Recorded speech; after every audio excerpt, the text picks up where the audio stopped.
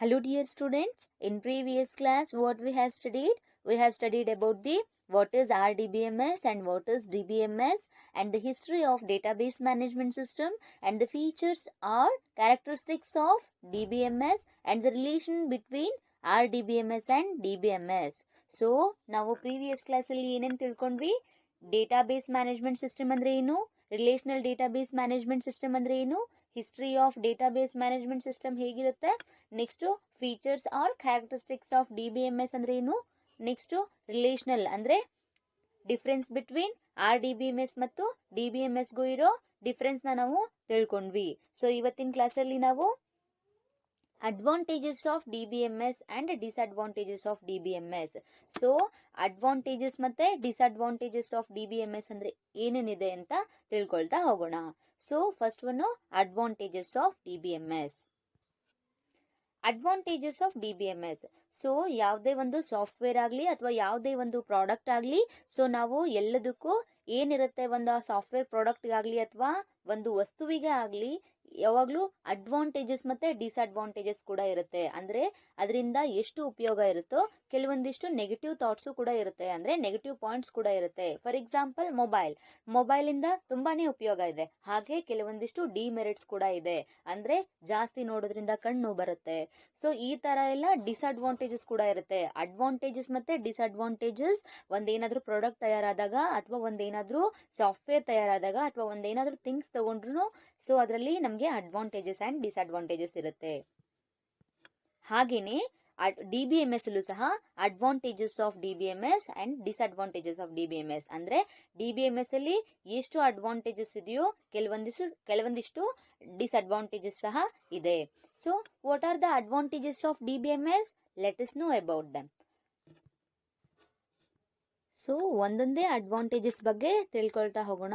So pen and paper ತಗೊಳ್ಳಿ, ನಾನು ಹೇಳ್ದಾಗೆ ನೋಟ್ ಡೌನ್ ಮಾಡ್ಕೊಳ್ತಾ ಹೋಗಿ. ಸೊ ಫಸ್ಟ್ ಒನ್ ಏನ್ರಿ? Controlling redundancy. What is that? Controlling redundancy. So what is mean by controlling redundancy? Controlling redundancy ಅಂತಂದ್ರೆ ಏನು? First ಅದ್ರ ಬಗ್ಗೆ ತಿಳ್ಕೊಳ್ಳಿ, ನೆಕ್ಸ್ಟ್ ಪಾಯಿಂಟ್ ವೈಸ್ ಹೇಳ್ತೀನಿ, ನೋಟ್ ಡೌನ್ ಮಾಡ್ಕೊಳ್ತಾ ಹೋಗಿ. So controlling redundancy is nothing but, controlling ಅಂದ್ರೆ ಕಂಟ್ರೋಲ್ ಮಾಡೋದು ಅಂತ ಗೊತ್ತು. ರಿಡಂಡೆನ್ಸಿ ಅಂತಂದ್ರೆ ಏನು? ಸೊ ಕಂಟ್ರೋಲಿಂಗ್ ರಿಡಂಡೆನ್ಸಿ ಒಂದು ಟೈಟಲ್ ನಲ್ಲಿ ನಾನು ಒಂದಿಷ್ಟು ಪಾಯಿಂಟ್ಸ್ ಹೇಳ್ತೀನಿ, ಅದನ್ನ ನೋಟ್ ಡೌನ್ ಮಾಡ್ಕೊಳ್ಳಿ. ಫಸ್ಟ್ ಪಾಯಿಂಟ್ ಏನ್ರಿ? Redundancy occurs when user unnecessarily repeats something.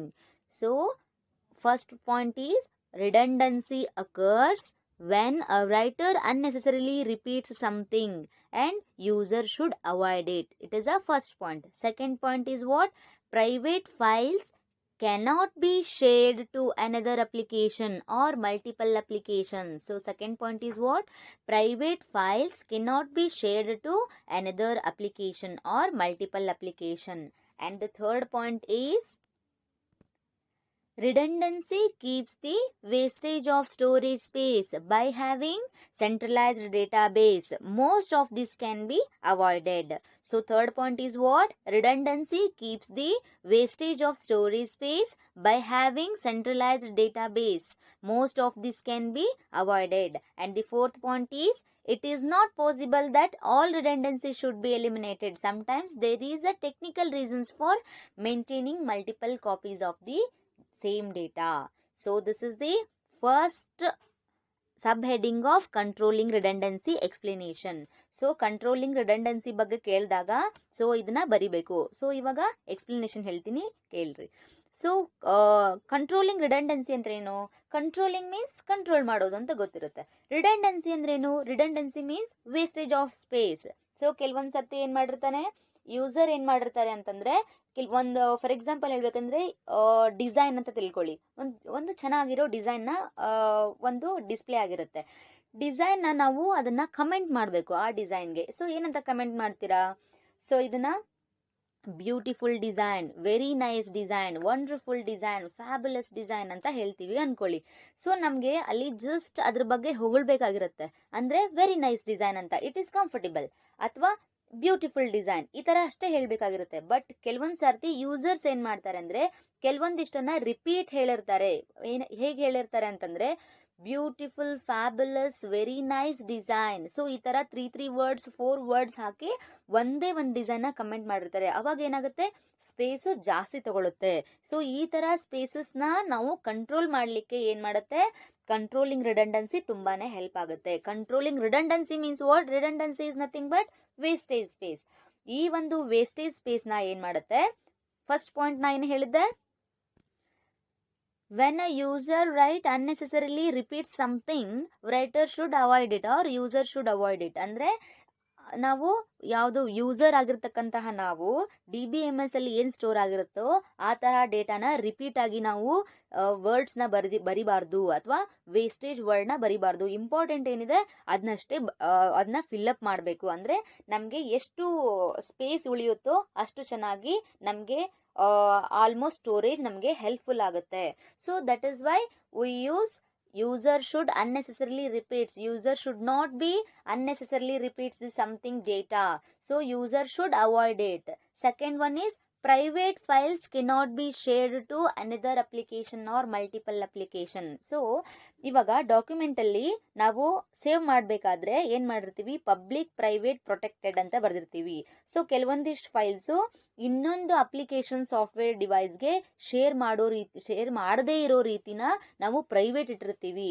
So ಅದೇ ತರ ನಾವು ಪ್ರೈವೇಟ್ ಸೆಕ್ಷನ್ ಅಲ್ಲಿ ಡಾಕ್ಯುಮೆಂಟ್ ಇಟ್ರೆ ಇನ್ನೊಂದು ಸಾಫ್ಟ್ವೇರ್ ಅಪ್ಲಿಕೇಶನ್ಗೆ ನಮಗೆ ಶೇರ್ ಮಾಡ್ಲಿಕ್ಕಾಗಲ್ಲ, because it is a private file.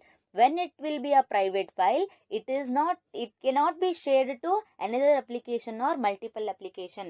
For example, ಇವಾಗ ನಾವು ಒಂದು ಡಾಕ್ಯುಮೆಂಟ್ ಅಥವಾ ಒಂದು ಅಫಿಷಿಯಲ್ ಡಾಕ್ಯುಮೆಂಟ್ ನ ನಾವು ಸಪರೇಟ್ ಆಗಿ ಒಂದು ಪ್ರೈವೇಟ್ ಫೈಲ್ಸ್ ಅಲ್ಲಿ ಹಾಕಿರ್ತೀವಿ. ಆ ಪ್ರೈವೇಟ್ ಫೈಲ್ಸ್ ಅಲ್ಲಿ ನಾವು ಸೇವ್ ಮಾಡಬೇಕಾದ್ರೆ ಪ್ರೈವೇಟ್ ಆಸ್ ಅ ಪ್ರೈವೇಟ್ ಅಂತ ಮಾಡಿದಾಗ ನಮಗೆ ಆ ಡೇಟಾನ ಅಥವಾ ಆ ಒಂದು ಡಾಕ್ಯುಮೆಂಟ್ ನ ನಮಗೆ ಇನ್ನೊಂದು ಅಪ್ಲಿಕೇಶನ್ಗೆ ಶೇರ್ ಮಾಡ್ಲಿಕ್ಕೆ ಆಗೋದಿಲ್ಲ. ಅಥವಾ ಬೇರೆ ಮಲ್ಟಿಪಲ್ ಅಂದ್ರೆ ಮೆನಿ, ಮಲ್ಟಿಪಲ್ ಅಂದ್ರೆ ನೆನ್ಪಿಟ್ಕೊಳ್ಳಿ, ಮಲ್ಟಿ ಯೂಸರ್, ಮಲ್ಟಿ ಅಂದ್ರೆ ಮೆನಿ ಅಂದ್ರೆ ಬಹಳಷ್ಟು ಜನ, ಒಂದಕ್ಕಿಂತ ಹೆಚ್ಚಿಗೆ ಅಥವಾ ಒಂದಕ್ಕಿಂತ ಹೆಚ್ಚಿಗೆ ಅಪ್ಲಿಕೇಶನ್ಸ್ ಅಂತ ಹೇಳ್ಬೋದು. ಮಲ್ಟಿಪಲ್ ಅಪ್ಲಿಕೇಶನ್ಸ್ಗೆ ನಮಗೆ ಶೇರ್ ಮಾಡ್ಲಿಕ್ಕಾಗಲ್ಲ, because it is a private. ನಾವು ಪ್ರೈವೇಟ್ ಫೈಲ್ ಆಗಿ ಸೇವ್ ಮಾಡಿರೋದ್ರಿಂದ ಇದನ್ನ ನಮಗೆ ಬೇರೆ ಕಡೆ ಶೇರ್ ಮಾಡ್ಲಿಕ್ಕಾಗಲ್ಲ. ನೆಕ್ಸ್ಟ್ ಥರ್ಡ್ ಪಾಯಿಂಟ್ ಏನು ಹೇಳಿದೆ, redundancy keeps the wastage of storage space by having centralised database. Most of this can be avoided. So what is that? Redundancy keeps the wastage of storage space by having centralized database. Most of this can be avoided. So centralized database ಅಂತಂದ್ರೆ ಏನು ಅಂತಂದ್ರೆ, centralized database ಅಂದ್ರೆ it is a database that is located, stored and maintained in a single location. This location is most often a central computer or a database system. For example, what? Desktop or a server CPU or a mainframe computer. So what is centralized database? Centralized database ಅಂತಂದ್ರೆ ಒಂದು storage location ಇದ್ದಂಗೆ. So it is stored, it is a database. So centralised database ಅಂದ್ರೆ ಇದು ಹೆಸರೇ ಹೇಳುವಂತೆ ಇದೊಂದು ಡೇಟಾಬೇಸು. Centralised database ಅಂದ್ರೆ ಇದರಲ್ಲಿ ಎಲ್ಲಾ ತರಹದ ಡೇಟಾಸು ಸಹ ಸೇವ್ ಆಗಿರುತ್ತೆ. ಫಾರ್ ಎಕ್ಸಾಂಪಲ್, ಇವಾಗ ನಮ್ಗೆ ಏನಾದ್ರೂ ಇಂಪಾರ್ಟೆಂಟ್ ಫೈಲ್ಸ್ ಬೇಕಾಗಿದ್ರೆ ಡೆಸ್ಕ್ಟಾಪ್ ಅಲ್ಲಿ ಸೇವ್ ಮಾಡಿರ್ತೀವಿ, ಅಥವಾ ಏನ್ ಮಾಡಿರ್ತೀವಿ CPU ಅಲ್ಲಿ ಸೇವ್ ಆಗಿರುತ್ತೆ, ಅಥವಾ ಮೇನ್ ಫ್ರೇಮ್ ಕಂಪ್ಯೂಟರ್ ಅಲ್ಲಿ ಸೇವ್ ಆಗಿರುತ್ತೆ. ಸೊ ಇದಕ್ಕೆ ನಾವು ಸೆಂಟ್ರಲೈಸ್ಡ್ ಡೇಟಾಬೇಸ್ ಅಂತ ಕರಿತೀವಿ. ಸೊ ಒಂದು ಎಲ್ಲಾ ಒಂದು ಫೈಲ್ಸ್ ನ ಇದು ಕಂಟ್ರೋಲಿಂಗ್ ರಿಡಂಡೆನ್ಸಿಯಲ್ಲಿ ನಮ್ಗೆ ಅಪ್ರೂವಲ್ ಆಗುತ್ತೆ. ಸೊ ಯಾವ ತರ ಆಗುತ್ತೆ ಅಂದ್ರೆ, wastage of storage space.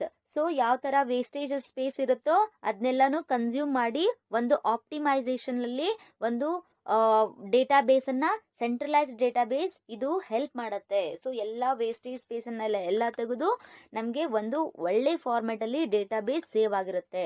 So next point ಏನ್ರಿ, it is not possible that all redundancy should be eliminated. So ಎಲ್ಲಾ ತರಹದ ಸ್ಪೇಸ್ ಅನ್ನು ಇದು ರಿಮೂವ್ ಮಾಡಕ್ ಸಾಧ್ಯ ಆಗಲ್ಲ. ಕನಿಷ್ಠ ಪಕ್ಷ ಅಟ್ಲೀಸ್ಟ್ 70% ಆದ್ರೂ ಏನ್ ಮಾಡುತ್ತೆ, ಎಲ್ಲಾ ಸ್ಪೇಸಸ್ ಅನ್ನ ಅಥವಾ ರಿಪೀಟೆಡ್ ವರ್ಡ್ಸ್ ನ ಇದು ರಿಮೂವ್ ಮಾಡುತ್ತೆ. ಸೊ ಯಾವ ತರ ಹೇಳ್ಬೇಕಂದ್ರೆ, for example roll number, student roll number ಹೇಗಿರುತ್ತೆ, ಸ್ಟೂಡೆಂಟ್ ರೋಲ್ ನಂಬರ್ನ ನೀವು ಒಂದು ಕಾಲೇಜಲ್ಲಿ ಲೈಬ್ರರಿ ಹೋಗಿ ಅದೇ ರೋಲ್ ನಂಬರ್ ಕೊಡ್ತೀರಾ, ಅಥವಾ ಮತ್ತೆ ಆಫೀಸ್ ರೂಮಲ್ಲೂ ಹೋಗಿ ಅದೇ ರೋಲ್ ನಂಬರ್ ಕೊಡ್ತೀರಾ, ಅಡ್ಮಿಷನ್ ಅಲ್ಲೂ ಅದೇ ರೋಲ್ ನಂಬರ್ ಇರುತ್ತೆ. ಸೊ ಅದೇ ರೋಲ್ ನಂಬರ್ ರಿಪೀಟ್ ಆಗಬಾರ್ದು ಅಂತ ಒಂದೇ ಸರ್ತಿ ರೋಲ್ ನಂಬರ್ನ ತಗೊಳುತ್ತೆ. ನೆಕ್ಸ್ಟ್ ನೀವು ಡಿಫ್ರೆಂಟ್ ಟೈಪ್ಸ್ ಆಫ್ ಏನು ಆಕ್ಟಿವಿಟೀಸ್ ಮಾಡಿರ್ತೀರಾ, ಫಾರ್ ಎಕ್ಸಾಂಪಲ್ ಒಂದು ಲೈಬ್ರರಿಯಲ್ಲಿ ಬುಕ್ ಇಶ್ಯೂ ಮಾಡಿರ್ತೀರಾ ಅಥವಾ ತಗೊಂಡಿರ್ತೀರಾ. ಸೊ ಅವಾಗ ಏನ್ ಮಾಡ್ತೀರಾ, ಅಲ್ಲಿ ಏನೇನು ಆಕ್ಟಿವಿಟೀಸ್ ಆಗಿದೆ, ಆಫೀಸಲ್ಲಿ ಏನು ಆಕ್ಟಿವಿಟೀಸ್ ಆಗಿದೆ, ಅಡ್ಮಿಷನ್ ಪ್ರೊಸೆಸ್ ಅಲ್ಲಿ ಯಾವ ತರ ಆಕ್ಟಿವಿಟೀಸ್ ನಡೆದಿದೆ. ಸೊ ಒಂದ್ ಕ್ಯಾಂಡಿಡೇಟ್ ರೋಲ್ ನಂಬರ್ನ ರಿಪೀಟೆಡ್ ಆಗಿ ಬಳಸೋದಿಲ್ಲ ಇಲ್ಲಿ. ಸೊ ಒಂದೇ ಸರ್ತಿ ತಗೊಳುತ್ತೆ. ಸೊ ಇದಕ್ಕೆ ನಾವೇನಂತೀವಿ, ಕಂಟ್ರೋಲಿಂಗ್ ರಿಡೆಂಡೆನ್ಸಿ ಅಂತ ಕರಿತೀವಿ. Sometimes there is a technical reason for maintaining multiple copies of the same data. Multiple copies of the same data ಅಂದ್ರೇನ್ರಿ, ಅದೇ ಒಂದು ಸ್ಟೂಡೆಂಟ್ ರೋಲ್ ನಂಬರ್ನ ಮಲ್ಟಿಪಲ್ಸ್ ಅಂದ್ರೆ ಜಾಸ್ತಿ ಸರ್ತಿ ಯೂಸ್ ಮಾಡೋದಕ್ಕಿಂತ ಬದ್ಲಿ ಏನ್ ಮಾಡ್ತೀವಿ, ಅದೇ ಒಂದು ಸ್ಟೂಡೆಂಟ್ ರೋಲ್ ನಂಬರ್ನ ಇಟ್ಕೊಂಡು ಈ ಒಂದು ಡೇಟ್ ಅಲ್ಲಿ ಅಡ್ಮಿಷನ್ ಆಗಿದೆ, ಈ ಒಂದು ಡೇಟ್ ಅಲ್ಲಿ ಬುಕ್ ಇಶ್ಯೂ ಆಗಿದೆ, ಈ ಒಂದು ಡೇಟ್ ಅಲ್ಲಿ ಬುಕ್ ರಿಟರ್ನ್ ಮಾಡಿದ್ದಾರೆ ಲೈಬ್ರರಿಲಿ, ಈ ಒಂದು ಡೇಟ್ ಅಲ್ಲಿ ಈ ತರ ಆಗಿದೆ ಅಂತ ಒಂದೇ ಒಂದು ರೋಲ್ ನಂಬರ್ ಇಂದ ಇದನ್ನ ಎಕ್ಸ್ಪ್ಲನೇಷನ್ ಮಾಡ್ಕೊಳ್ತಾ ಹೋಗ್ತಾರೆ. So this is called what, controlling redundancy. So ಇಷ್ಟೆಲ್ಲ 15 ಮಾರ್ಕ್ಸ್ಗೆ ಕೇಳಿದಾಗ ಇಷ್ಟೆಲ್ಲ ನೀವು ಮಸ್ಟ್ ಅಂಡ್ ಶುಡ್ ಬರೀಲೇಬೇಕಾಗಿರುತ್ತೆ. ಸೊ 5 ಮಾರ್ಕ್ಸ್ಗೆ ಕೇಳಿದಾಗ ಜಸ್ಟ್ ಏನ್ ಮಾಡ್ರಿ, ಈ ಒಂದಿಷ್ಟು ಅಡ್ವಾಂಟೇಜಸ್ ಅನ್ನ ಮೇನ್ ಹೆಡ್ಡಿಂಗ್ ಕೊಟ್ಟಿರ್ತೀನಿ, ಕೆಲವೊಂದಿಷ್ಟು ಸ್ವಲ್ಪ ಮಾತ್ರ ಎಕ್ಸ್ಪ್ಲೇನ್ ಮಾಡಿ. ಯಾವಾಗ 15 ಮಾರ್ಕ್ಸ್ಗೆ ಕೇಳಿರ್ತಾರೋ ಇದನ್ನೆಲ್ಲ ನೀವು ನೀಟಾಗಿ ಎಕ್ಸ್ಪ್ಲೇನ್ ಮಾಡಬೇಕಾಗುತ್ತೆ. ಸೆಕೆಂಡ್ ಒನ್ ಏನ್ರಿ, integrity can be enforced. So what is mean by integrity can be enforced? Points about integrity can be enforced. So integrity can be enforced subtitle paragraph is, so first point is what, ಈ ಒಂದು integrity can be enforced ಅಲ್ಲಿ first point ಏನ್ ಬರೀತೀವಿ, incorrect informations are not stored in the DBMS. So first point is what, incorrect informations are not stored in the database. So second point is what, second point is, in order to maintain the integrity of data, some integrity constraints are enforced on the database. And third point is, a database management system should provide capabilities of defining and enforcing the constraints.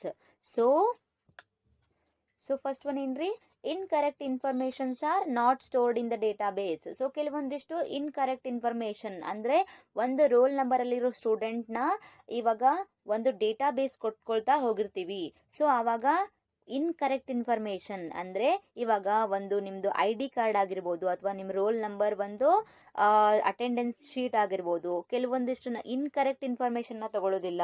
So ಅಂದ್ರೆ ನಿಮ್ದು ID card number ಹೇಗಿರುತ್ತೋ ಹಾಗೇನೆ ಹಾಕಬೇಕು. ಒಂದ್ ವೇಳೆ ನೀವು wrong ಹಾಕಿದ್ರೆ database ತಗೊಳ್ಳೋದಿಲ್ಲ. So ಇದಕ್ಕೆ ಏನಂತ ಹೇಳ್ತೀವಿ ನಾವು, integrity can be enforced. So integrity can be enforced ಅಂತಂದ್ರೆ ಕೆಲವೊಂದಿಷ್ಟು ಎಲ್ಲ ಸಮಗ್ರ ಮಾಹಿತಿಯನ್ನ ಒಂದ್ ಕಡೆ ನಾವು ಸ್ಟೋರ್ ಮಾಡಿಟ್ಟಿರ್ತೀವಿ ಅಥವಾ ಇದನ್ನ ನಾವು ಏನ್ ಮಾಡಿರ್ತೀವಿ ಅಂದ್ರೆ ಪಬ್ಲಿಷ್ ಮಾಡಿರ್ತೀವಿ. ಅಂದ್ರೆ ಆಲ್ರೆಡಿ ನಾವು ಇವಾಗ ಡೇಟಾಬೇಸ್ ಅಲ್ಲಿ ನಿಮ್ದು ಡೀಟೇಲ್ಸ್ ಅದು ಸೇವ್ ಆಗ್ಬಿಟ್ಟಿರುತ್ತೆ. ನೀವು ಮತ್ತು ಎಕ್ಸ್ಟ್ರಾ ಏನಾದರೂ ಇನ್ಕರೆಕ್ಟ್ ಇನ್ಫಾರ್ಮೇಶನ್ ನ ಎಂಟ್ರಿ ಮಾಡಿದ್ರೆ ಆ ಒಂದು ಇಂಟಿಗ್ರಿಟಿ ತಗೊಳ್ಳೋದಿಲ್ಲ. So integrity can be enforced ಅಂದ್ರೆ ಏನ್ರಿ, ಕೆಲವೊಂದಿಷ್ಟು ಇನ್ಫಾರ್ಮೇಶನ್ ನ ಡೇಟಾಬೇಸ್ ಆಲ್ರೆಡಿ ಸ್ಟೋರ್ ಮಾಡ್ಕೊಂಡಿರುತ್ತೆ, ಅದನ್ನ ಇನ್ಕರೆಕ್ಟ್ ಇನ್ಫಾರ್ಮೇಶನ್ ನ ತಗೊಳ್ಳೋದಿಲ್ಲ ಅಂತ ಅರ್ಥ. ತಪ್ಪಾಗಿರ್ತಕ್ಕಂತಹ ಇನ್ಫಾರ್ಮೇಶನ್ ನ ಅಥವಾ ತಪ್ಪಾಗಿರ್ತಕ್ಕಂತಹ ಒಂದು ಡೇಟಾವನ್ನ ಡೇಟಾಬೇಸ್ ಕನ್ಸಿಡರ್ ಮಾಡೋದಿಲ್ಲ. ಕನ್ಸಿಡರ್ ಮಾಡದೇ ಇರೋದಕ್ಕೆ ಕಾರಣ ಏನು, integrity. So next, a DBMS should provide capabilities of defining and enforcing the constraints. So ನಮಗೆ DBMS ಏನು ಪ್ರೊವೈಡ್ ಮಾಡುತ್ತೆ, capabilities of defining and enforcing the constraints. ಅಂದರೆ ಕೆಲವೊಂದಿಷ್ಟು ಡೇಟಾನ ಡಿಫೈನ್ ಮಾಡಲಿಕ್ಕೆ ಅಥವಾ ಎನ್ಫೋರ್ಸಿಂಗ್ ಮಾಡಲಿಕ್ಕೆ ಅಂದ್ರೇನ್ರಿ, ಡೇಟಾನ ಒಂದು ಪಬ್ಲಿಷ್ ಮಾಡೋದು. ಎನ್ಫೋರ್ಸಿಂಗ್ ಅಂದ್ರೆ ಏನ್ರಿ, ಪಬ್ಲಿಷ್ ಮಾಡೋದು. ಸೊ ಇದರಲ್ಲಿ ಒಂದು DBMS should provide capabilities of for defining and enforcing the constraints.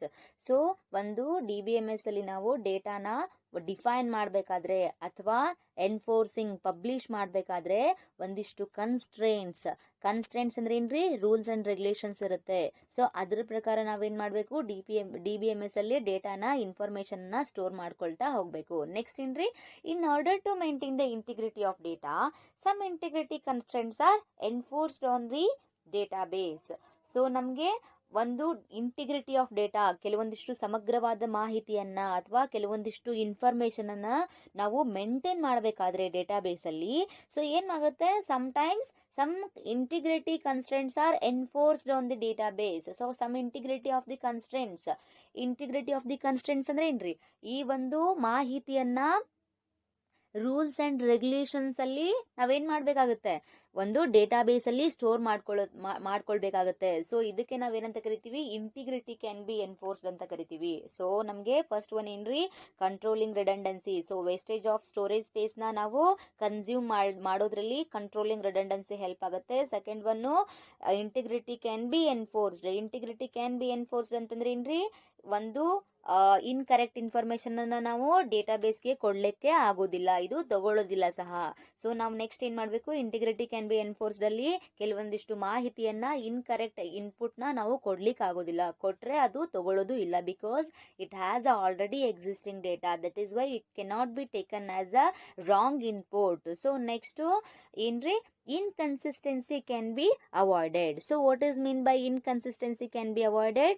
So write down.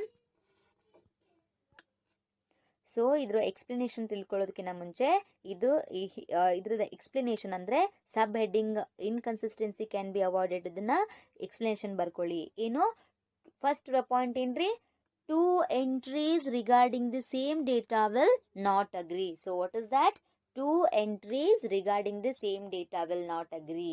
And second point is, when the data is duplicated and changes are made at one site which is not propagated to the other site, it gives rise to the what, inconsistency. So third point is what, third point is, data is said to be inconsistent when the same data is duplicated. So if the redundancy is removed, chances of having the inconsistency data is also removed. So these are the points which contain the integrity can be avoided. So ಏನ್ ಹೇಳ್ಬೇಕಂದ್ರೆ, inconsistency can be avoided ಅಂದ್ರೆ ಏನು, inconsistency ಅಂದ್ರೆ ಏನು. So inconsistency ಅಂದ್ರೆ ಏನ್ರಿ, inconsistency is nothing but inappropriate. Appropriate ಅಂದ್ರೆ ಗೊತ್ತಾ ನಿಮ್ಗೆ, ಅಪ್ರೋಪ್ರಿಯೇಟ್ ಅಂದ್ರೆ ಕರೆಕ್ಟ್ ಆಗಿರೋ ಇನ್ಫಾರ್ಮೇಶನ್ ಅಥವಾ ಏನಂತ ಹೇಳ್ತಾರೆ, ಒಳ್ಳೆ ರೆಕಾರ್ಡ್ ಅಲ್ಲಿ ಇರುತ್ತೆ, ಅಂದ್ರೆ ಸ್ಟೆಪ್ ಬೈ ಸ್ಟೆಪ್ ಯಾವುದು ಒಂದು ರಾಂಗ್ ಇಲ್ಲದೆ ಇರೋತಹ ಒಂದು ಅಪ್ರೋಪ್ರಿಯೇಟ್ ವೇ ಅಲ್ಲಿ ಇರುತ್ತೆ. ಅಪ್ರೋಪ್ರಿಯೇಟ್ ಆದ್ಮೇಲೆ ಯಾವುದು ಕರೆಕ್ಟ್ ಆಗಿ ಒಂದು ಸೀರಿಯಲ್ ವೈಸ್ ಇಲ್ವೋ ಅಥವಾ ಯಾವುದು ಕರೆಕ್ಟ್ ಫಾರ್ಮೆಟ್ ಅಲ್ಲಿ ಇಲ್ವೋ ಅದಕ್ಕೆ ನಾವೇನಂತ ಕರಿತೀವಿ, ಇನ್ಅಪ್ರೋಪ್ರಿಯೇಟ್ ಅಂತ ಕರಿತೀವಿ. ಹಾಗೇನೆ ಕನ್ಸಿಸ್ಟೆನ್ಸಿ ಅಂದ್ರೆ ಕರೆಕ್ಟ್ ಆಗಿರೋ ಇನ್ಫಾರ್ಮೇಶನ್ ಲೈನ್ ಬೈ ಲೈನ್ ಅಥವಾ ಏನಾದ್ರೂ ಒಂದು ಸ್ಟೆಪ್ ಬೈ ಸ್ಟೆಪ್ ಎರಡಕ್ಕೂ ಹೋಲಿಕೆ ಆಗುವಂತಹ ರೀತಿ ಇರಬೇಕು. ಸೊ ನಾವು ಒಂದ್ ಹತ್ರ ಇವಾಗ ಡೇಟಾಬೇಸ್ ಮ್ಯಾನೇಜ್ಮೆಂಟ್ ಸಿಸ್ಟಮ್ ಅಲ್ಲಿ ಒಂದು ಇನ್ಫಾರ್ಮೇಶನ್ ಅನ್ನ ಕೊಟ್ಬಿಟ್ಟಿರ್ತೀವಿ, ಒಂದು ಸ್ಟೂಡೆಂಟ್ ರೋಲ್ ನಂಬರ್ ಅಥವಾ ಅವ್ರ father name, student father name, mother name, address and ID card number, roll number ಎಲ್ಲ ಕೊಟ್ಟಿರ್ತೀವಿ. ಆ ಒಂದು ಇನ್ಫಾರ್ಮೇಶನ್ ಏನಿರುತ್ತಲ್ಲ, ಆ ಒಂದು ಇನ್ಫಾರ್ಮೇಶನ್ ನ ನಾವು ಎಲ್ಲಾ ಕಡೆ ಮಲ್ಟಿಪಲ್ ಅಪ್ಲಿಕೇಶನ್ಗೆ ಶೇರ್ ಮಾಡಿರ್ತೀವಿ. ಈ ಒಂದು ಕ್ಯಾಂಡಿಡೇಟು ಇವಾಗ BCom 3rd ಸೆಮ್ ಅಲ್ಲಿ ಅಡ್ಮಿಷನ್ ಮಾಡಿದಾನೆ, ಸೊ ಅವನು BCom 5th ಗೆ ಪಾಸ್ ಆಗಿ ಬಂದಿದ್ದಾನೆ. ಸೊ ಈ ತರ ಇನ್ಫಾರ್ಮೇಶನ್ ಎಲ್ಲ ಒಂದ್ ಕಡೆ ಕೊಟ್ಟಿರ್ತೀವಿ. ಬಟ್ ಇನ್ನೊಂದು ಫಾರ್ಮ್ ಅಲ್ಲಿ ನಾವು ಏನಾದ್ರೂ ಇದನ್ನ ಸರ್ಕ್ಯುಲೇಟ್ ಮಾಡಿದಲ್ಲಿ, ಯಾರಾದ್ರೂ ಮಾಡಿಫಿಕೇಶನ್ ಮಾಡಿದ್ರೆ ಅಥವಾ ಯಾರಾದ್ರೂ ಅದನ್ನ ಡೇಟಾನ ಅಥವಾ ನಿಮ್ದು ಫಾದರ್ ನೇಮ್ ಅಥವಾ ಮದರ್ ನೇಮ್ ಅಥವಾ ID ಕಾರ್ಡ್ ನಂಬರ್ ಏನಾದ್ರೂ ಚೇಂಜ್ ಮಾಡಿದ್ರೆ ಏನಾಗುತ್ತೆ, ಈ ಒಂದು ಇನ್ಕನ್ಸಿಸ್ಟೆನ್ಸಿ ಏನಾಗುತ್ತೆ, ಅಪಿಯರ್ ಆಗುತ್ತೆ. ಅಂದ್ರೆ ಇನ್ಕನ್ಸಿಸ್ಟೆನ್ಸಿ ಅನ್ನೋ ಒಂದು ಪ್ರಾಬ್ಲಮ್ ಬರುತ್ತೆ. ಈ ಒಂದು ಪ್ರಾಬ್ಲಮ್ನ inconsistency can be avoided. So ಈ ಒಂದು ಪ್ರಾಬ್ಲಮ್ನ ಈ ಒಂದು DBMS ಅಲ್ಲಿ ಅವಾಯ್ಡ್ ಮಾಡುತ್ತೆ.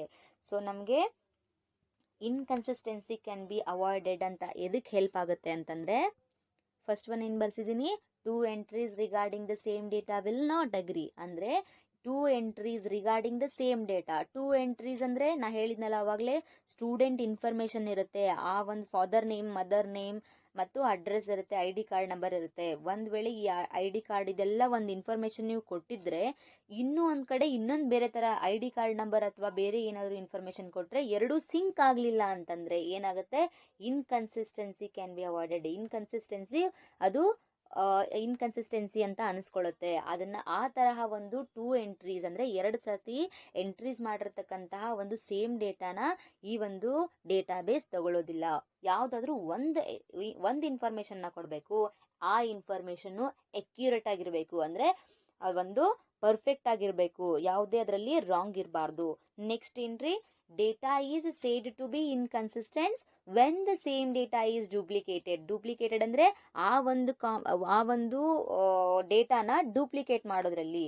So data is said to be inconsistence, ಆವಾಗಲೂ ಸಹ ಏನಾಗುತ್ತೆ, ಒಂದು ಇನ್ಫಾರ್ಮೇಷನ್ನ ಡೂಪ್ಲಿಕೇಟ್ ಮಾಡಿ ಇನ್ನೊಂದು ಇನ್ಫಾರ್ಮೇಷನ್ನ ಹಾಕೊಳ್ಬಾರ್ದು. ಆ ಒಂದು ಇನ್ಫಾರ್ಮೇಷನನ್ನ ನಾವು ಶೇರ್ ಮಾಡ್ಕೊಳ್ಬೋದು, ಬಟ್ ಅದನ್ನು ಡೂಪ್ಲಿಕೇಟ್ ಮಾಡಿದ್ರೆ ಏನಾಗುತ್ತೆ, ಕೆಲವೊಂದಿಷ್ಟು ಡೇಟಾ ಏನಾಗುತ್ತೆ, ಇರೇಸ್ ಆಗುತ್ತೆ. ಸೊ ಅದರಿಂದ ನಾವು ಡೇಟಾನ ಡೂಪ್ಲಿಕೇಟ್ ಮಾಡ್ಕೊಳ್ಬಾರ್ದು. So if the redundancy is removed, chances of having inconsistency data is also removed. So ನಮಗೆ ರಿಡಂಡೆನ್ಸಿಯಲ್ಲಿ ನಾವೇನು ಮಾಡ್ತೀವಿ, ಕಂಟ್ರೋಲಿಂಗ್ ರಿಡಂಡೆನ್ಸಿ ಅಂದರೆ ಏನ್ರಿ, ರಿಪೀಟೆಡ್ ವರ್ಡ್ಸ್ನ ರಿಮೂವ್ ಮಾಡೋದು. ಇವಾಗ ಎರಡು ಮೂರು ವರ್ಡ್ ರಿಪೀಟ್ ಆಗುತ್ತೆ ಅಂದರೆ ಅದನ್ನು ಒಂದೇ ವರ್ಡಲ್ಲಿ ಹಾಕಿ ನಾವು ಸ್ಪೇಸ್ನ ಕನ್ಸ್ಯೂಮ್ ಮಾಡ್ತೀವಿ. ಹಾಗೇನೆ ಇದರಲ್ಲೂ ಸಹ ಇನ್ಕನ್ಸಿಸ್ಟೆನ್ಸಿ ಕ್ಯಾನ್ ಬಿ ಅವಾಯ್ಡೆಡ್. ಅಂದರೆ ಇವಾಗ ಇನ್ಕನ್ಸಿಸ್ಟೆನ್ಸಿ ಆದಮೇಲೆ, ಅಂದರೆ ಎರಡೂ ಡೇಟಾ ಸೇಮ್ ಇಲ್ಲದೆ ಇರೋ ಕಾರಣ ನಾವೇನು ಮಾಡ್ತೀವಿ, ಎರಡೂ ಡೇಟಾ ಸೇಮ್ ಇರುವ ಹಾಗೆ ರಿಡಂಡೆನ್ಸಿ ಮಾಡುತ್ತೆ. ರಿಡಂಡೆನ್ಸಿ ಅಂದರೆ ರಿಪೀಟೆಡ್ ವರ್ಡ್ಸ್ನ ರಿಮೂವ್ ಮಾಡಿ ಒಂದೇ ಫಾರ್ಮಲ್ಲಿ ಡಾಕ್ಯುಮೆಂಟ್ ಕ್ರಿಯೇಟ್ ಮಾಡುತ್ತೆ.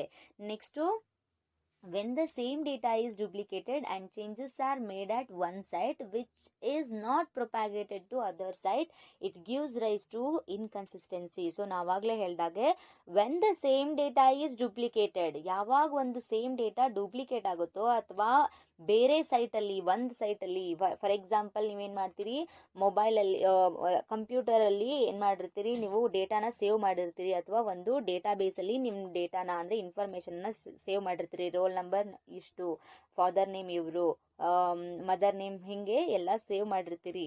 ಆವಾಗಲೇ ಇವಾಗ ಫಾರ್ ಎಕ್ಸಾಂಪಲ್ ನೀವು ಮೊಬೈಲ್ನಲ್ಲಿ ನೀವು ನೋಡ್ತಾ ಇರ್ತೀರಿ, ಕಂಪ್ಯೂಟರಲ್ಲಿ ಸೇವ್ ಮಾಡಿಟ್ಟಿರ್ತೀರಿ ಡೇಟಾಬೇಸ್ನ. ನಿಮ್ಗೇನೋ ಕ್ಯೂರಿಯಾಸಿಟಿ ಆಗಿ ಮೊಬೈಲಲ್ಲಿ ಆ ಡೇಟಾಬೇಸ್ನ ನೋಡ್ತಾ ಇರ್ತೀರಿ ಅಂತ ಅಂದ್ಕೊಳ್ಳಿ. ಕೆಲವೊಂದಿಷ್ಟು ಡೇಟಾಬೇಸು ಇರೇಸ್ ಆಗಿಬಿಡುತ್ತೆ.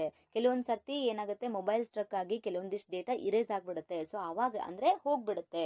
ಸೊ ಆವಾಗ ಏನಾಗುತ್ತೆ, ಆ ಕಂಪ್ಯೂಟರಲ್ಲಿರ್ತಕ್ಕಂತಹ ಡೇಟಾಬೇಸಲ್ಲಿ ಸಹ ಏನಾಗುತ್ತೆ, ಅಲ್ಲೂ ಇರೇಸ್ ಆಗುತ್ತೆ. ಸೊ ಅದಕ್ಕೆ ಒಂದು ಕಡೆ ಮಾತ್ರ ನಾವು ಇನ್ಫಾರ್ಮೇಷನನ್ನು, ಡೇಟಾನ ಕರೆಕ್ಟಾಗಿ ಇನ್ಫಾರ್ಮೇಷನ್ನ ಫಿಲ್ಅಪ್ ಮಾಡಿರಬೇಕು. ಇದರಿಂದ ಇನ್ಕನ್ಸಿಸ್ಟೆನ್ಸಿ ಎಷ್ಟೋ ಸರ್ತಿ ಹೆಲ್ಪ್ ಆಗುತ್ತೆ. Inconsistency can be avoided.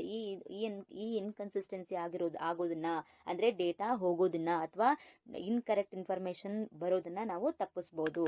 So next ಏನ್ರಿ, data can be shared. So ಈ ಒಂದು ಡೇಟಾ ಕ್ಯಾನ್ ಬಿ ಶೇರ್ಡ್ ಇದರಲ್ಲಿ ನಾವು ಎಕ್ಸ್ಪ್ಲನೇಷನ್ನ ನೋಡ್ಕೊಳ್ತಾ ಹೋಗೋಣ. So data can be shared ಇದ್ದಲ್ಲೇ, ಸೊ ಎಕ್ಸ್ಪ್ಲನೇಷನ್ ಬರ್ಕೊಳ್ರಿ. ಫಸ್ಟ್ ಒನ್ ಏನ್ರಿ, data can be shared. First point is, data can be shared easily by multiple application in centralized DBMS. So the application can be developed without having to create any new stored files. So first point is what? Data can be shared easily by multiple application in centralized DBMS, and the applications can be developed without having to create any new stored files. And second point is what? The DBMS helps to develop a friendly environment when end users can access and manage data. So this is the explanation of data can be shared. So what is mean by data can be shared? Data can be shared. So ಹೆಸರೇ ಹೇಳುವಂತೆ ಏನಾಗತ್ರಿ, data share ಮಾಡ್ಬೋದು. So ಒಂದು ಡೇಟಾನ, ಒಂದು ಡೇಟಾಬೇಸ್ನ ಅಥವಾ ಒಂದು candidate ಡೇಟಾಬೇಸ್ನ ಅಥವಾ ಯಾವುದಾದ್ರೂ ಒಂದು ಡೇಟಾಬೇಸ್ ಇನ್ಫಾರ್ಮೇಷನನ್ನು ಇನ್ನೂ ಒಂದು ಮಲ್ಟಿಪಲ್ ಅಪ್ಲಿಕೇಶನ್ಸ್ಗೆ, ಅಂದರೆ ಜಾಸ್ತಿ ಅಪ್ಲಿಕೇಶನ್ಸ್ಗೆ ನಾವು ಶೇರ್ ಮಾಡ್ಬೋದು. So data can be shared easily by multiple application in centralised DBMS. So centralised DBMS ಬಗ್ಗೆ ಆವಾಗಲೇ ಹೇಳಿದ್ನಲ್ಲ. ಸೆಂಟ್ರಲೈಸ್ಡ್ DBMS ಅಂದರೆ ಏನು? ಸೆಂಟ್ರಲೈಸ್ಡ್ DBMS ಅಂದರೆ it is a DBMS which is store all the information at a single location. It is a storage database. So ಎಲ್ಲ ಇನ್ಫಾರ್ಮೇಷನನ್ನು ಒಂದೇ ಹತ್ರ ಸ್ಟೋರ್ ಮಾಡ್ಕೊಳ್ಳುತ್ತೆ. ಯಾವುದು? Centralised DBMS system. So what is that? Data can be shared easily by multiple application. So ಇದರಲ್ಲಿ advantages of DBMS ಅಲ್ಲಿ ಇನ್ನೊಂದು advantages ಏನಪ್ಪಾ ಅಂತಂದ್ರೆ ಡೇಟಾನ ಈಸಿಯಾಗಿ ಶೇರ್ ಮಾಡ್ಬೋದು. The applications can be developed without having to create any new stored files. So ಇನ್ನು ಇವಾಗ new user ಏನಾದರೂ ಇದೇ ಒಂದು ಸ್ಟೂಡೆಂಟ್ ಡೇಟಾ ಬೇಸ್ ಬಗ್ಗೆ, ಫಾರ್ ಎಕ್ಸಾಂಪಲ್ ಇವಾಗ ಕಾಲೇಜಲ್ಲಿ ಒಂದೇ ರಿಲೇಟೆಡ್ ಕಾಲೇಜ್, ಈಗ ನಮ್ಮ ಕಾಲೇಜೇ ತಗೊಳ್ಳಿ, ಆ ಒಂದು ಕಾಲೇಜಿಂದ ಡೇಟಾ ಬೇಸ್ನ ಅಥವಾ ಸ್ಟೂಡೆಂಟ್ ಇನ್ಫಾರ್ಮೇಷನ್ನ ಇನ್ನೊಬ್ರು ಯಾರೋ ಒಂದು ಹೊಸದಾಗಿ ಡಿಪಾರ್ಟ್ಮೆಂಟ್ನವರು ಕ್ರಿಯೇಟ್ ಮಾಡಬೇಕು ಅಂದರೆ ಹೊಸದಾಗಿ ಸ್ಟೂಡೆಂಟ್ಸ್ನ ಆ್ಯಡ್ ಮಾಡೋ ಅವಶ್ಯಕತೆ ಇರೋದಿಲ್ಲ. ಬಿಕಾಸ್ ಒಂದು ಸ್ಟೂಡೆಂಟ್ ಇನ್ಫಾರ್ಮೇಷನ್ ನಮ್ಗೆ ಆಲ್ರೆಡಿ ಇರುತ್ತೆ, ಅದನ್ನೇ ಶೇರ್ ಮಾಡಿಬಿಟ್ರೆ ಸಾಕು. ನಿಮ್ಮದು ಇನ್ಫಾರ್ಮೇಷನ್ ಡೇಟಾ ಏನು ಕೊಟ್ಟಿರ್ತಾರಲ್ಲ ಒಂದು ಡಿಪಾರ್ಟ್ಮೆಂಟ್ಗೆ, ಆ ಇನ್ಫಾರ್ಮೇಷನ್ ಶೇರ್ ಆಗುತ್ತೆ. So the application can be developed without having to create any new stored files. So ನಮಗೆ ಹೊಸದಾಗಿ ಏನಾದರೂ ಫೈಲ್ ಕ್ರಿಯೇಟ್ ಮಾಡಿ ಮತ್ತು ಎಲ್ಲ ಒಂದು ಡೇಟಾನ ಸ್ಟೋರ್ ಮಾಡ್ಕೊಳ್ಬೇಕಾದಂಥ ಅವಶ್ಯಕತೆ ಇರೋದಿಲ್ಲ. ಫಾರ್ ಎಕ್ಸಾಂಪಲ್ ಇವಾಗ BCom 3rd semester, BCom 5th semester, so ಈ ಒಂದು ಸ್ಟೂಡೆಂಟ್ಸ್ನ BCom 3rd ಸೆಮ್ ಸ್ಟೂಡೆಂಟ್ಸ್ನ ನಾವು ಕಂಪ್ಯೂಟರ್ ಡಿಪಾರ್ಟ್ಮೆಂಟಲ್ಲೂ ನಾವು ತಗೊಳ್ಬೋದು, ಅಂದರೆ ಆ್ಯಡ್ ಮಾಡ್ಕೊಳ್ಬೋದು. ಅವ್ರು ಹೊಸದಾಗಿ ಆ್ಯಡ್ ಮಾಡ್ಕೊಳ್ಳೋ ಅವಶ್ಯಕತೆ ಇರೋದಿಲ್ಲ. ಜಸ್ಟ್ ಏನು ಮಾಡ್ಬೋದು, ಆ ಒಂದು ಬೇರೆ ಡಿಪಾರ್ಟ್ಮೆಂಟ್ ಕಡೆಯಿಂದ ಆಲ್ರೆಡಿ ಸ್ಟೋರ್ಡ್ ಆಗಿರತಕ್ಕಂತಹ ಒಂದು ಡಿಪಾರ್ಟ್ಮೆಂಟಿಂದ ನಾವು ಎಲ್ಲ ಇನ್ಫಾರ್ಮೇಷನ್ನ ತೊಗೊಂಡ್ಬಿಡ್ಬೋದು. ಸೊ ಇದೇ ಥರ ನಾವೇನು ಮಾಡ್ತೀವಿ, ಡೇಟಾನ ಶೇರ್ ಮಾಡ್ಕೊಳ್ಳಿಕ್ಕೆ ತುಂಬಾ ಹೆಲ್ಪ್ ಆಗುತ್ತೆ. ನೆಕ್ಸ್ಟ್ ಪಾಯಿಂಟ್ ಏನ್ರಿ, the DBMS helps to develop friendly environment where end users can exist and manage data. So ನಾವೇನು ಮಾಡ್ಬೋದು, ಆ ಒಂದು ಇನ್ಫಾರ್ಮೇಷನಿಂದ ಬೇರೆಯವರಿಂದ ಏನು ತೊಗೊಂಡಿರ್ತೀವಲ್ಲ, ಆವಾಗ ನಾವು ನಮಗೆ ಹೇಗೆ ಬೇಕೋ ಹಾಗೆ ಮಾಡಿಫಿಕೇಶನ್ ಮಾಡ್ಕೋಬೋದು. ಬಟ್ ಆ ಒಂದು ಒರಿಜಿನಲ್ ಡೇಟಾಗೆ ಏನೂ ಎಫೆಕ್ಟ್ ಆಗಲಿಲ್ದಂಗೆ ನಾವೇನು ಮಾಡ್ಬೋದು, ನಾವು ನ್ಯೂ ಡಾಕ್ಯುಮೆಂಟಲ್ಲಿ ನಾವು ಡೇಟಾನ ಮ್ಯಾನೇಜ್ ಮಾಡ್ಕೊಳ್ಬೋದು. ಸೊ ನೆಕ್ಸ್ಟ್ ಪಾಯಿಂಟ್ ಏನ್ರಿ, standards can be enforced. So what is that? Standards can be enforced. Standards can be enforced ಅಂತಂದ್ರೆ ಏನ್ರಿ, standards first point. So since DBMS is a central system, so standards data can be enforced easily, maybe at company level, department level, national level or international level. So ಈ ಒಂದು DBMS centralized system ಆಗಿರೋದ್ರಿಂದ, so database management system centralised system ಅಂದರೆ CPU ಅಲ್ಲಿ ಒಂದು ಕಡೆ information store ಆಗಿರುತ್ತೆ, ಅಥವಾ main frame ಕಂಪ್ಯೂಟರಲ್ಲಿ information store ಆಗಿರುತ್ತೆ, ಅಥವಾ ಡೆಸ್ಕ್ಟಾಪಲ್ಲಿ ನೀವು ಸ್ಟೋರ್ ಮಾಡಿರ್ತೀರ ಇನ್ಫಾರ್ಮೇಷನ್ನ. ಸೊ ಅದೇ ಥರ ಈ ಒಂದು ಇನ್ಫಾರ್ಮೇಷನ್ ಅಂದರೆ ಡೇಟಾಬೇಸ್ ಇನ್ಫಾರ್ಮೇಷನನ್ನ ಅಥವಾ ಡೇಟಾವನ್ನ ಎಲ್ಲ ಒಂದು ಕ್ಯಾಂಡಿಡೇಟ್ ನೇಮ್ ಆಗಿರ್ಬೋದು, ಎಂಪ್ಲಾಯಿ ನೇಮ್ ಆಗಿರ್ಬೋದು, ಅಥವಾ ಡಿಪಾರ್ಟ್ಮೆಂಟ್ ಲೆವೆಲ್ ಲೆಕ್ಚರರ್ಸ್ ಆಗಿರ್ಬೋದು, ಟೀಚರ್ಸ್ ಆಗಿರ್ಬೋದು, ಆಫಿಷಿಯಲ್ ಮೆಂಬರ್ಸ್ ಆಗಿರ್ಬೋದು. ಸೊ ಈ ಥರ ಡೇಟಾವನ್ನು ಒಂದರಲ್ಲಿ ಅಥವಾ ಒಂದು ಡೇಟಾಬೇಸಲ್ಲಿ ನೀಟಾಗಿ ಕಂಪ್ಲೀಟ್ ಆಗಿ ಅಕ್ಯುರೇಟ್ ಆಗಿ ನಾವೇನಾದರೂ ಡೇಟಾನ ಒಂದು ಸ್ಟೋರ್ ಮಾಡಿದರೆ ಅದನ್ನು ನಾವು ಕಂಪನಿ ಲೆವೆಲ್ ಅಂದರೆ ಯಾವ ಡಿಪಾರ್ಟ್ಮೆಂಟಿಗೆ ಬೇಕು ಆ ಡಿಪಾರ್ಟ್ಮೆಂಟಿಗೆ ಕಳಿಸ್ಬೋದು, ಕಂಪನಿ ಲೆವೆಲಲ್ಲಿ ಕಳಿಸ್ಬೋದು. ಅದೇ ಡೇಟಾನ ಜಸ್ಟ್ ನಾವು ಶೇರ್ ಮಾಡಿದರೆ ಮುಗೀತು. ಅವರು ರಿಪೀಟೆಡ್ ಆಗಿ ಮತ್ತು ಹೊಸದಾಗಿ ಫೈಲ್ ಮಾಡಿ ಹೊಸದಾಗಿ ಇನ್ಫಾರ್ಮೇಷನ್ನ ಹಾಕೋ ಅವಶ್ಯಕತೆ ಇರೋದಿಲ್ಲ. ಸೊ ಇದಕ್ಕೆ ನಾವು ಏನಂತ ಹೇಳ್ತೀವಿ, it is the standards can be enforced easily ಅಂತ ಹೇಳ್ತೀವಿ. ಸ್ಟ್ಯಾಂಡರ್ಡ್ಸ್ ಅಂದರೆ ಅಕ್ಯುರೇಟ್ ಅಂದರೆ ಪರ್ಫೆಕ್ಟ್ ಅಂತ ಅರ್ಥ. ಸ್ಟ್ಯಾಂಡರ್ಡ್ಸ್ ಕ್ಯಾನ್ ಬಿ ಎನ್ಫೋರ್ಸ್ಡ್ ಅಂತಂದ್ರೆ ಏನ್ರಿ, ಎನ್ಫೋರ್ಸ್ಡ್ ಅಂದ್ರೆ ಏನ್ರಿ, ಬಹಳಷ್ಟು ಮಾಹಿತಿ ಅಂದರೆ ಸಮಗ್ರವಾದ ಮಾಹಿತಿ ಅದನ್ನ ಪಬ್ಲಿಷ್ ಮಾಡೋದಕ್ಕೆ ನಾವೇನಂತ ಹೇಳ್ತೀವಿ, ಎನ್ಫೋರ್ಸ್ಡ್ ಅಂತ ಕರಿತೀವಿ. ಪರ್ಫೆಕ್ಟ್ ಆಗಿರೋ ಒಂದು ಡಾಕ್ಯುಮೆಂಟ್ನ ಪಬ್ಲಿಷ್ ಮಾಡೋದು ಅಂತ ಅರ್ಥ. ಸ್ಟ್ಯಾಂಡರ್ಡ್ಸ್ ಕ್ಯಾನ್ ಬಿ ಎನ್ಫೋರ್ಸ್ಡ್ ಅಂತಂದ್ರೆ. Next, the standardised data is very helpful during the migration or interchanging of data. So what is that department level like the standardised data ಅಂದರೆ correct ಆಗಿರುವಂತಹ ಡೇಟಾ, it is very helpful. ಇದೆ ನಮಗೆ ತುಂಬಾ help ಆಗುತ್ತೆ. ಯಾವಾಗ help ಆಗುತ್ತೆ? During the migration or interchanging data. So migration ಅಥವಾ ಇಂಟರ್ಚೇಂಜಿಂಗ್ ಅಂದರೆ, so migration or interchanging of data ಅಂತಂದರೆ ಎರಡು ಡೇಟಾವನ್ನು ಸೇರಿಸುವುದು ಅಥವಾ ಮಿಗ್ರೇಷನ್ ಮಾಡೋದು, ಅಥವಾ ಇಂಟರ್ಚೇಂಜಿಂಗ್ ಅಂದರೆ ಪರಸ್ಪರ ವಿನಿಮಯ ಮಾಡೋದು ಅಂತ ಅರ್ಥ. ಸೊ ನಾವೇನು ಮಾಡ್ಬೋದು, ದ ಸ್ಟ್ಯಾಂಡರ್ಡೈಸ್ಡ್ ಡೇಟಾ ಇದ್ದಾಗ ನಮಗೆ ಅದು ತುಂಬಾ ಹೆಲ್ಪ್ ಆಗುತ್ತೆ. ಯಾವುದಕ್ಕೆ ಹೆಲ್ಪ್ ಆಗುತ್ತೆ? ನಾವು ಆ ಡೇಟಾವನ್ನು ತೆಗೆದುಕೊಂಡು ನಮಗೆ ಹೇಗೆ ಬೇಕೋ ಹಾಗೆ ಒಂದು ಇನ್ಫಾರ್ಮೇಷನ್ನ ಆ್ಯಡ್ ಮಾಡ್ಬೋದು ಅಥವಾ ಡಿಲೀಟ್ ಮಾಡ್ಬೋದು. ಈ ಥರ ನಾವು ಆ್ಯಡಿಂಗ್ ಆ್ಯಂಡ್ ಡಿಲೀಟಿಂಗ್ ಮಾಡೋದಕ್ಕೆ ನಾವೆಂತ ಹೇಳ್ತೀವಿ, ಮಿಗ್ರೇಷನ್ ಆರ್ ಇಂಟರ್ಚೇಂಜಿಂಗ್ ಡೇಟಾ. ಸೊ ಒಂದಕ್ಕೊಂದು ಚೇಂಜ್ ಮಾಡ್ಕೋತೀವಿ, ಸೊ ಎರಡು ಡೇಟಾನ ಸೇರಿಸ್ತೀವಿ.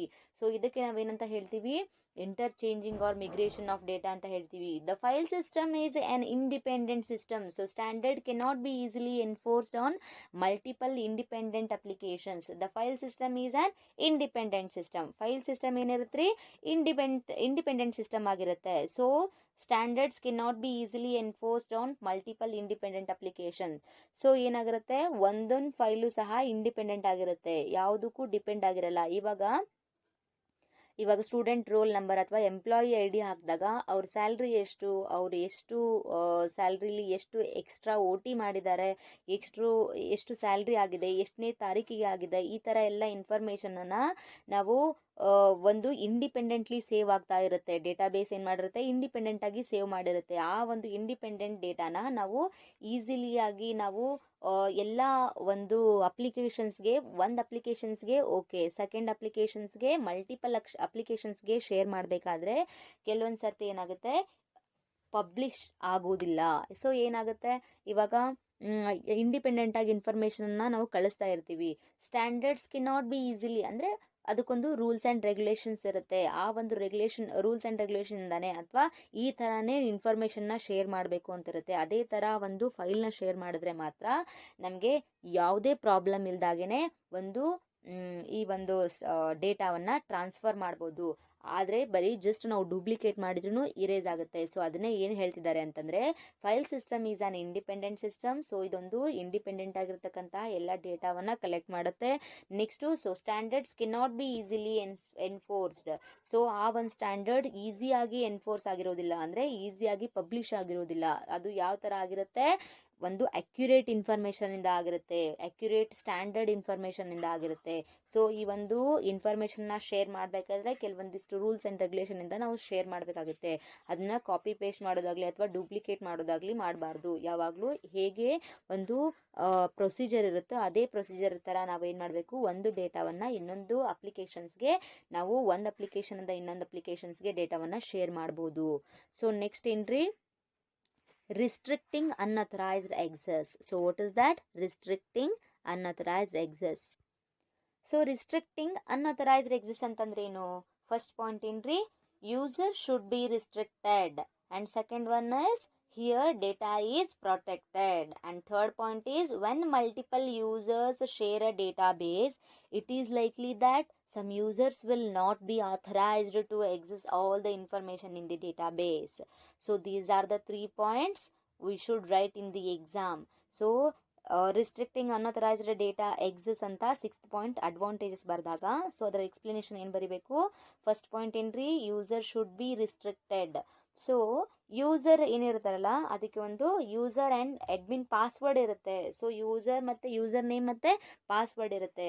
ಆ ಒಂದು ಯೂಸರ್ ನೇಮ್ ಪಾಸ್ವರ್ಡ್ ಅದನ್ನು ನೀವು ನೆನಪಿಟ್ಕೊಂಡು ಅದನ್ನು ಎಕ್ಸಿಸ್ ಮಾಡಿದಾಗ ಮಾತ್ರ, ಲಾಗಿನ್ ಆದಾಗ ಮಾತ್ರ ನಮಗೆ ಡೇಟಾ ತೋರಿಸುತ್ತೆ, ಅದರ್ವೈಸ್ ತೋರಿಸೋದಿಲ್ಲ. ಸೊ ಏನು ಮಾಡ್ತಾರೆ, ಫಸ್ಟಿಗೆ ಏನು ಹೇಳಬೇಕು, user should be restricted. So ಅದೇ ಟೈಮಲ್ಲಿ ನೀವು ಯಾವಾಗ ಒಂದು ಯೂಸರ್ ನೇಮ್ ಆ್ಯಂಡ್ ಪಾಸ್ವರ್ಡ್ನ ಓಪನ್ ಮಾಡಿರ್ತೀರೋ ಅದೇ ಟೈಮಲ್ಲಿ ಮಲ್ಟಿಪಲ್ ಯೂಸರ್ಸ್ ಅಂದರೆ ಬೇರೆದವರು ಏನಾದರೂ ಆ ಒಂದು ಪಾಸ್ವರ್ಡ್ ಮತ್ತು ಯೂಸರ್ ನೇಮ್ನ ಒಂದು 2ಕ್ಕಿಂತ ಹೆಚ್ಚಿಗೆ ಜನ ಏನಾದರೂ ಅದನ್ನೇ ಯೂಸ್ ಮಾಡ್ತಾ ಇದ್ರೆ ಏನಾಗುತ್ತೆ, ಇದು ರಿಸ್ಟ್ರಿಕ್ಟ್ ಮಾಡುತ್ತೆ.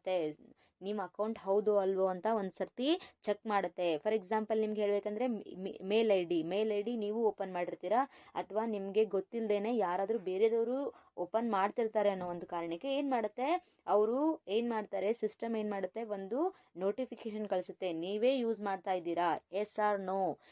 ಸೊ ಎಸ್ ಅಂತಂದರೆ ಎಸ್ ಅಂತ ಹಾಕಿ, ನಾಟ್ ಫಾರ್ ಮೀ ಅಂತಂದರೆ ನಾವು ಓಪನ್ ಮಾಡಿಲ್ಲ ಅಂತಂದರೆ no it was not me ಅಂತ ಟೈಪ್ ಮಾಡಿ ಅಂತ ಹೇಳುತ್ತೆ. ಸೊ ಯಾಕೆ ಹೇಳುತ್ತೆ ಅಂತಂದರೆ ಯೂಸರ್ ಶುಡ್ ಬಿ ರಿಸ್ಟ್ರಿಕ್ಟೆಡ್. ಕೆಲವೊಂದಿಷ್ಟು ಯೂಸರ್ಸು ಅವರೇ ಓಪನ್ ಮಾಡಿರ್ತಾರ ಇಲ್ಲ, ಯಾಕಂದರೆ ಡೇಟಾ ತುಂಬಾ ಸೆನ್ಸಿಟಿವ್ ಆಗಿರೋದ್ರಿಂದ ಈ ಡೇಟಾನ ಅವರೇ ಓಪನ್ ಮಾಡಿದಾರೋ ಅಥವಾ ಈ ಒಂದು ಮೇಲ್ ಐ ಡಿನ ಅವರೇ ಓಪನ್ ಮಾಡಿದಾರೋ ಇಲ್ವೋ ಅಂತ ತಿಳ್ಕೊಳ್ಳಿಕ್ಕೆ ಫಸ್ಟಿಗೆ ಏನು ನೀವು ಮೇಲ್ ಐ ಡಿ ಕ್ರಿಯೇಟ್ ಮಾಡಿರ್ತೀರಲ್ಲ ಆ ಒಂದು ಮೇಲ್ಗೆ ಮೆಸೇಜ್ ಬರುತ್ತೆ, ನೀವೇ ಯೂಸ್ ಮಾಡ್ತಿದ್ದೀರಾ.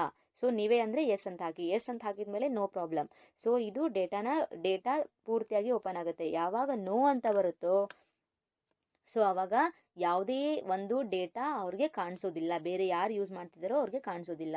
ಸೊ ಸೆಕೆಂಡ್ ಒನ್ ಏನ್ರಿ, ಹಿಯರ್ ಡೇಟಾ ಈಸ್ ಪ್ರೊಟೆಕ್ಟೆಡ್. ಎಲ್ಲ ಡೇಟಾನು, ಯಾಕಂದ್ರೆ ಕೆಲವೊಂದಿಷ್ಟು ದೊಡ್ಡ ದೊಡ್ಡ ಕಂಪ್ನಿಯಲ್ಲಿ ಏನ್ ಮಾಡ್ತಾರೆ, ಕೆಲವೊಂದಿಷ್ಟು ಡೇಟಾ ಅಂದ್ರೆ ಕೆಲವೊಂದಿಷ್ಟು ಇನ್ಫಾರ್ಮೇಶನ್ನ ಬಹಳ ಸೆಕ್ಯೂರ್ಡ್ ಮಾಡಿಟ್ಟಿರ್ತಾರೆ, ಬಹಳಷ್ಟು ಸೆಕ್ಯೂರ್ಡ್ ಆಗಿ ಪ್ರೈವೇಸಿ ಆಗಿಟ್ಟಿರ್ತಾರೆ. ಅದನ್ನ ನಾವು ಈಸಿಲಿ ಒಂದು ಡೇಟಾವನ್ನ ನಾವು ಅಕ್ಯುಪೈ ಮಾಡ್ಲಿಕ್ಕೆ ಆಗೋದಿಲ್ಲ. ಸೊ ಅವಾಗ ಏನ್ ಮಾಡ್ತೀವಿ, ಡೇಟಾನ ಪ್ರೊಟೆಕ್ಟೆಡ್ ಆಗಿಟ್ಟಿರ್ತೀವಿ.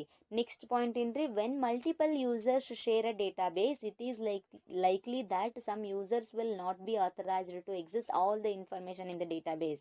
ಸೊ ಏನ್ ಮಾಡ್ತಾರೆ ಅಂತಂದ್ರೆ, ನಾನು ಅವಾಗಲೇ ಹೇಳಿದಾಗೆ multiple users share a database. So ಇವಾಗ ಒಂದು ಡೇಟಾ ಬೇಸ್ನ ಒಂದು ಡಿಪಾರ್ಟ್ಮೆಂಟಿಗೆ ಒಂದೇ ಸರ್ತಿ ಕಳಿಸಿರ್ತೀವಿ. ಸೊ ಆ ಒಂದು ಈಗ ಮಲ್ಟಿಪಲ್ ಯೂಸರ್ಸ್ಗೆ ಕಳಿಸ್ಬೇಕಂದ್ರೆ ಒಂದೇ ಸರ್ತಿ ಮಲ್ಟಿಪಲ್ ಯೂಸರ್ಸ್ನ ನಾವು ನೇಮ್ನ ಟೈಪ್ ಮಾಡಿ ಒಂದೇ ಇನ್ಫಾರ್ಮೇಶನ್ನ ಎಲ್ಲರಿಗೂ ಒಂದೇ ಸಾರ್ತಿ ಕಳಿಸ್ಬಿಡ್ತೀವಿ. ಅದೇ ಏನ್ ಮಾಡ್ತೀವಿ, ಕೆಲವೊಬ್ರು ಏನ್ ಮಾಡ್ತಾರೆ, ಅದನ್ನ ಮತ್ತೆ ಇನ್ನೊಬ್ರಿಗೆ, ಈಗ ನಾವೇನೊಬ್ರಿಗೆ ಇನ್ಫಾರ್ಮೇಶನ್ ಕಳ್ಸಿರ್ತೀವೋ ಅವ್ರು ಇನ್ನೊಬ್ರಿಗೆ ಕಳಿಸ್ಬೇಕಂದ್ರೆ ಅದು ಅನ್ಅಥರೈಸ್ಡ್ ಆಗುತ್ತೆ. ಸೊ ಅಥರೈಸ್ಡ್ ಇರೋದಿಲ್ಲ ಅವರು, ಬಿಕಾಸ್ ಇವಾಗ ಏನು ನೀವು ಇನ್ಫಾರ್ಮೇಶನ್ ಕಳ್ಸಿರ್ತೀರಲ್ಲ ಇನ್ನೊಬ್ರಿಗೆ, ಅವರು ಆಥರೈಸ್ಡ್ ಪರ್ಸನ್ ಇರಬೇಕು. ಅಂದಾಗ ಮಾತ್ರ ಏನಾಗುತ್ತೆ, ಆಥರೈಸ್ಡ್ ಪರ್ಸನ್ ಇದ್ದಾಗ ಮಾತ್ರ ಅದು ಓಪನ್ ಆಗುತ್ತೆ, ಇಲ್ಲ ಅಂದ್ರೆ ಡೇಟಾ ಯಾರಿಗೂ ಕಾಣೋದಿಲ್ಲ. So some users will not be authorised to access all the information in the database. ಭಾಳ ಅಂದ್ರೆ ಏನಾಗುತ್ತೆ, ಒಂದು ಈ ಇನ್ಫಾರ್ಮೇಶನ್ನ ಕೆಲವೊಂದಿಷ್ಟು ಮೇನ್ ಒಂದು ಡೇಟಾನ ಬಿಟ್ಟು ಕೆಲವೊಂದಿಷ್ಟು ಬೇಸಿಕ್ ಇನ್ಫಾರ್ಮೇಶನ್ ಮಾತ್ರ ನೋಡ್ಬೋದು ಅನ್ಆಥರೈಸ್ಡ್ ಪರ್ಸನ್. ಯಾರು ಆ ಡೇಟಾನ ಒಂದು ನೋಡಲಿಕ್ಕೆ ಆಥರೈಸ್ಡ್ ಅಲ್ವೋ, ಅಥವಾ ಅವರು ಯಾರೋ ಬೇರೆ ಅನ್ನೋನ್ ಪರ್ಸನ್ಸ್ ಇದ್ರೆ ಏನ್ ಮಾಡುತ್ತೆ, ಸಮ್ ಬೇಸಿಕ್ ಇನ್ಫಾರ್ಮೇಶನ್ ಅಷ್ಟೇ ತೋರಿಸುತ್ತೆ, ಕೆಲವೊಂದಿಷ್ಟು ಪ್ರೊಟೆಕ್ಟೆಡ್ ಇನ್ಫಾರ್ಮೇಶನ್ನ ತೋರಿಸೋದಿಲ್ಲ. ಸೊ ಇದಕ್ಕೆ ಏನ್ ಮಾಡ್ತೀವಿ, ರಿಸ್ಟ್ರಿಕ್ಟೆಡ್ ಅನ್ಅಥರೈಸ್ಡ್ ಎಕ್ಸಸ್ ಅಂತ ಹೇಳ್ತೀವಿ. ಇದು ಹೆಸರೇ ಹೇಳುತ್ತೆ ನೋಡ್ರಿ, ರಿಸ್ಟ್ರಿಕ್ಟಿಂಗ್ ಅನ್ಆಥರೈಸ್ಡ್ ಎಕ್ಸಸ್. ಸೊ ಯಾರಾದ್ರೂ ಬೇರೆ ಯೂಸರ್ಸ್ ನಮ್ಮ ಡೇಟಾವನ್ನ ಕಲೆಕ್ಟ್ ಮಾಡ್ಕೊಳ್ಳಿಕ್ಕೆ ನಾವು ಪರ್ಮಿಷನ್ ಕೊಡೋದಿಲ್ಲ. ಸೊ ಅದಕ್ಕೆ ಏನ್ ಮಾಡ್ತೀವಿ, ರಿಸ್ಟ್ರಿಕ್ಟ್ ಮಾಡ್ತೀವಿ, ಅಂದ್ರೆ ಸ್ಟ್ರಿಕ್ಟ್ ಮಾಡ್ತೀವಿ, ಬೇರೆದವ್ರು ಯಾರು ಯೂಸ್ ಮಾಡಬಾರ್ದು ಅಂತ ನಾವೇನ್ ಮಾಡ್ತೀವಿ, ಡೇಟಾನ ರಿಸ್ಟ್ರಿಕ್ಟ್ ಮಾಡ್ತೀವಿ. ಸೊ ನೆಕ್ಸ್ಟ್ ಏನ್ರಿ, solving enterprise requirement then individual requirements. Solving enterprise requirement then individual requirements.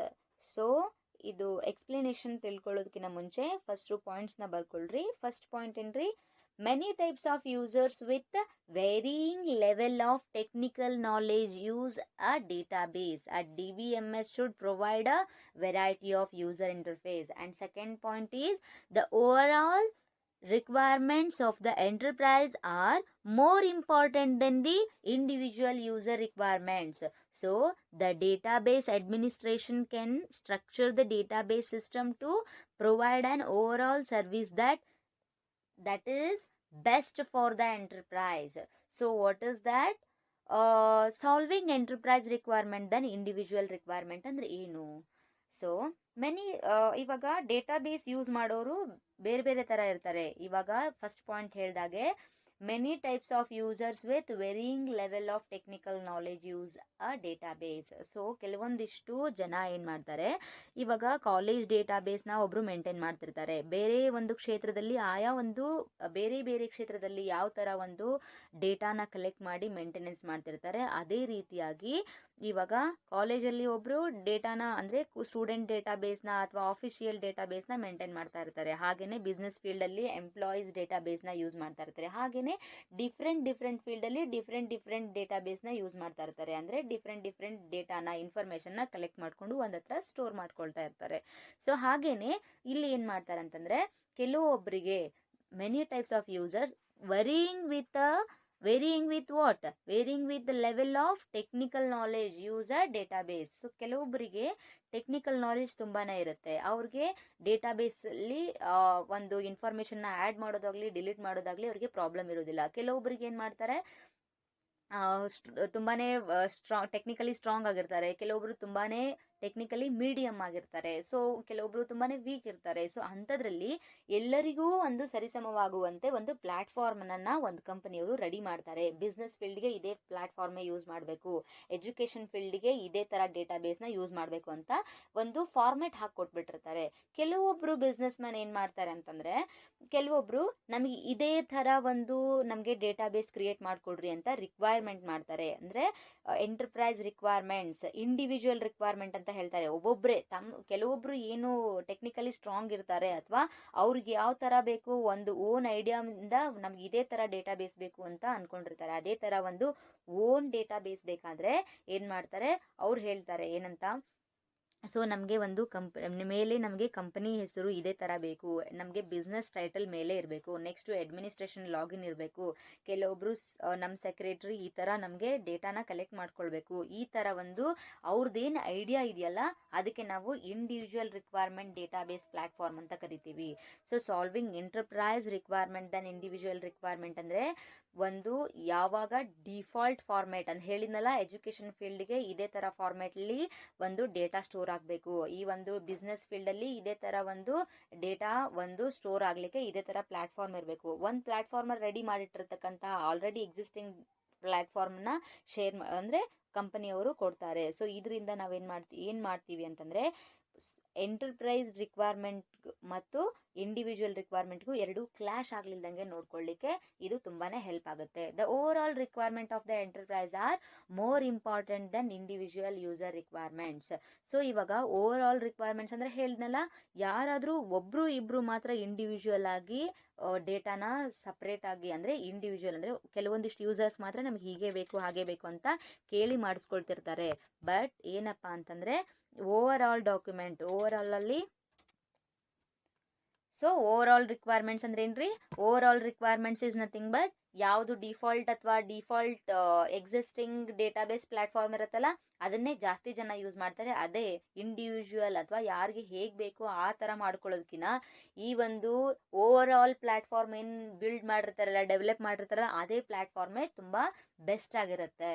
So that DBA ಅಂದರೆ database administration can structure the database system to provide an overall service that best for the enterprise. So business ಆಗಿರ್ಬೋದು ಯಾವುದೇ ಒಂದು ಫೀಲ್ಡಲ್ಲಿ database maintain ಮಾಡಬೇಕಂದ್ರೆ default ಫಾರ್ಮೇಟೇ ತುಂಬಾ use ಆಗಿರುತ್ತೆ. Next providing backup and recovery. Providing backup and recovery ಬಗ್ಗೆ ತಿಳ್ಕೊಳ್ಳೋದಕ್ಕಿಂತ ಮುಂಚೆ some ಪಾಯಿಂಟ್ಸ್ನ note down ಮಾಡ್ಕೊಳ್ರಿ. ಫಸ್ಟ್ ಪಾಯಿಂಟ್ ಏನ್ರಿ, DBMS must provide facilities for the recovering from the hardware or software failures. Second point is the backup and recovery subsystem of DBMS is responsible for recovery. So what is that? Providing backup and recovery ಇವಾಗ ನಮಗೆ ಗೊತ್ತಿದ್ದೇ ಇರುತ್ತೆ. Backup ಅಂದ್ರೇನು, recovery ಅಂದ್ರೇನು ಅಂತ. ನಾವು ಮೊಬೈಲಲ್ಲಿ ಏನು ಮಾಡ್ತೀವಿ, ಏನಾದರೂ ಡೇಟಾ ಲಾಸ್ ಆದರೆ ಅಥವಾ ಏನಾದರೂ ಕೆಲವೊಂದಿಷ್ಟು ಫಾರ್ಮೇಟ್ಸ್ ಆದರೆ ಏನು ಮಾಡ್ತೀವಿ, ಆ ಒಂದು ಬ್ಯಾಕಪ್ನ ಅಂದರೆ ಆ ಒಂದು ಡೇಟಾನ ಬ್ಯಾಕಪ್ ಮಾಡ್ಕೊಳ್ತೀವಿ ಆ್ಯಂಡ್ ರಿಕವರಿ ಮಾಡ್ಕೋತೀವಿ. ಸೊ ಅದನ್ನು ನಾವು ಆಪ್ಷನ್ ಆನ್ ಮಾಡಿರಬೇಕು. ಫಾರ್ ಎಕ್ಸಾಂಪಲ್ ಇವಾಗ ವಾಟ್ಸಪ್ ಅನ್ಇನ್ಸ್ಟಾಲ್ ಆಗಿರುತ್ತೆ. ಸೊ ನಾವು ಪ್ರೀವಿಯಸ್ ಡಾಕ್ಯುಮೆಂಟ್ಸ್ ಡೇಟಾಸ್ ಎಲ್ಲ ನಮಗೆ ಪ್ರೀವಿಯಸ್ ಅಲ್ಲಿ ಇರ್ತಕ್ಕಂತಹ ಡೇಟಾಸು ಮತ್ತೆ ಬೇಕು ಅಂತಂದರೆ ನಾವೇನು ಮಾಡ್ತೀವಿ, ಇನ್ಸ್ಟಾಲ್ ಮಾಡಬೇಕಾದ್ರೆ ರೀಸ್ಟೋರ್ ಅಂತ ಕೊಡ್ತೀವಿ. Restore, backup and recovery. So these are the backup and recovery.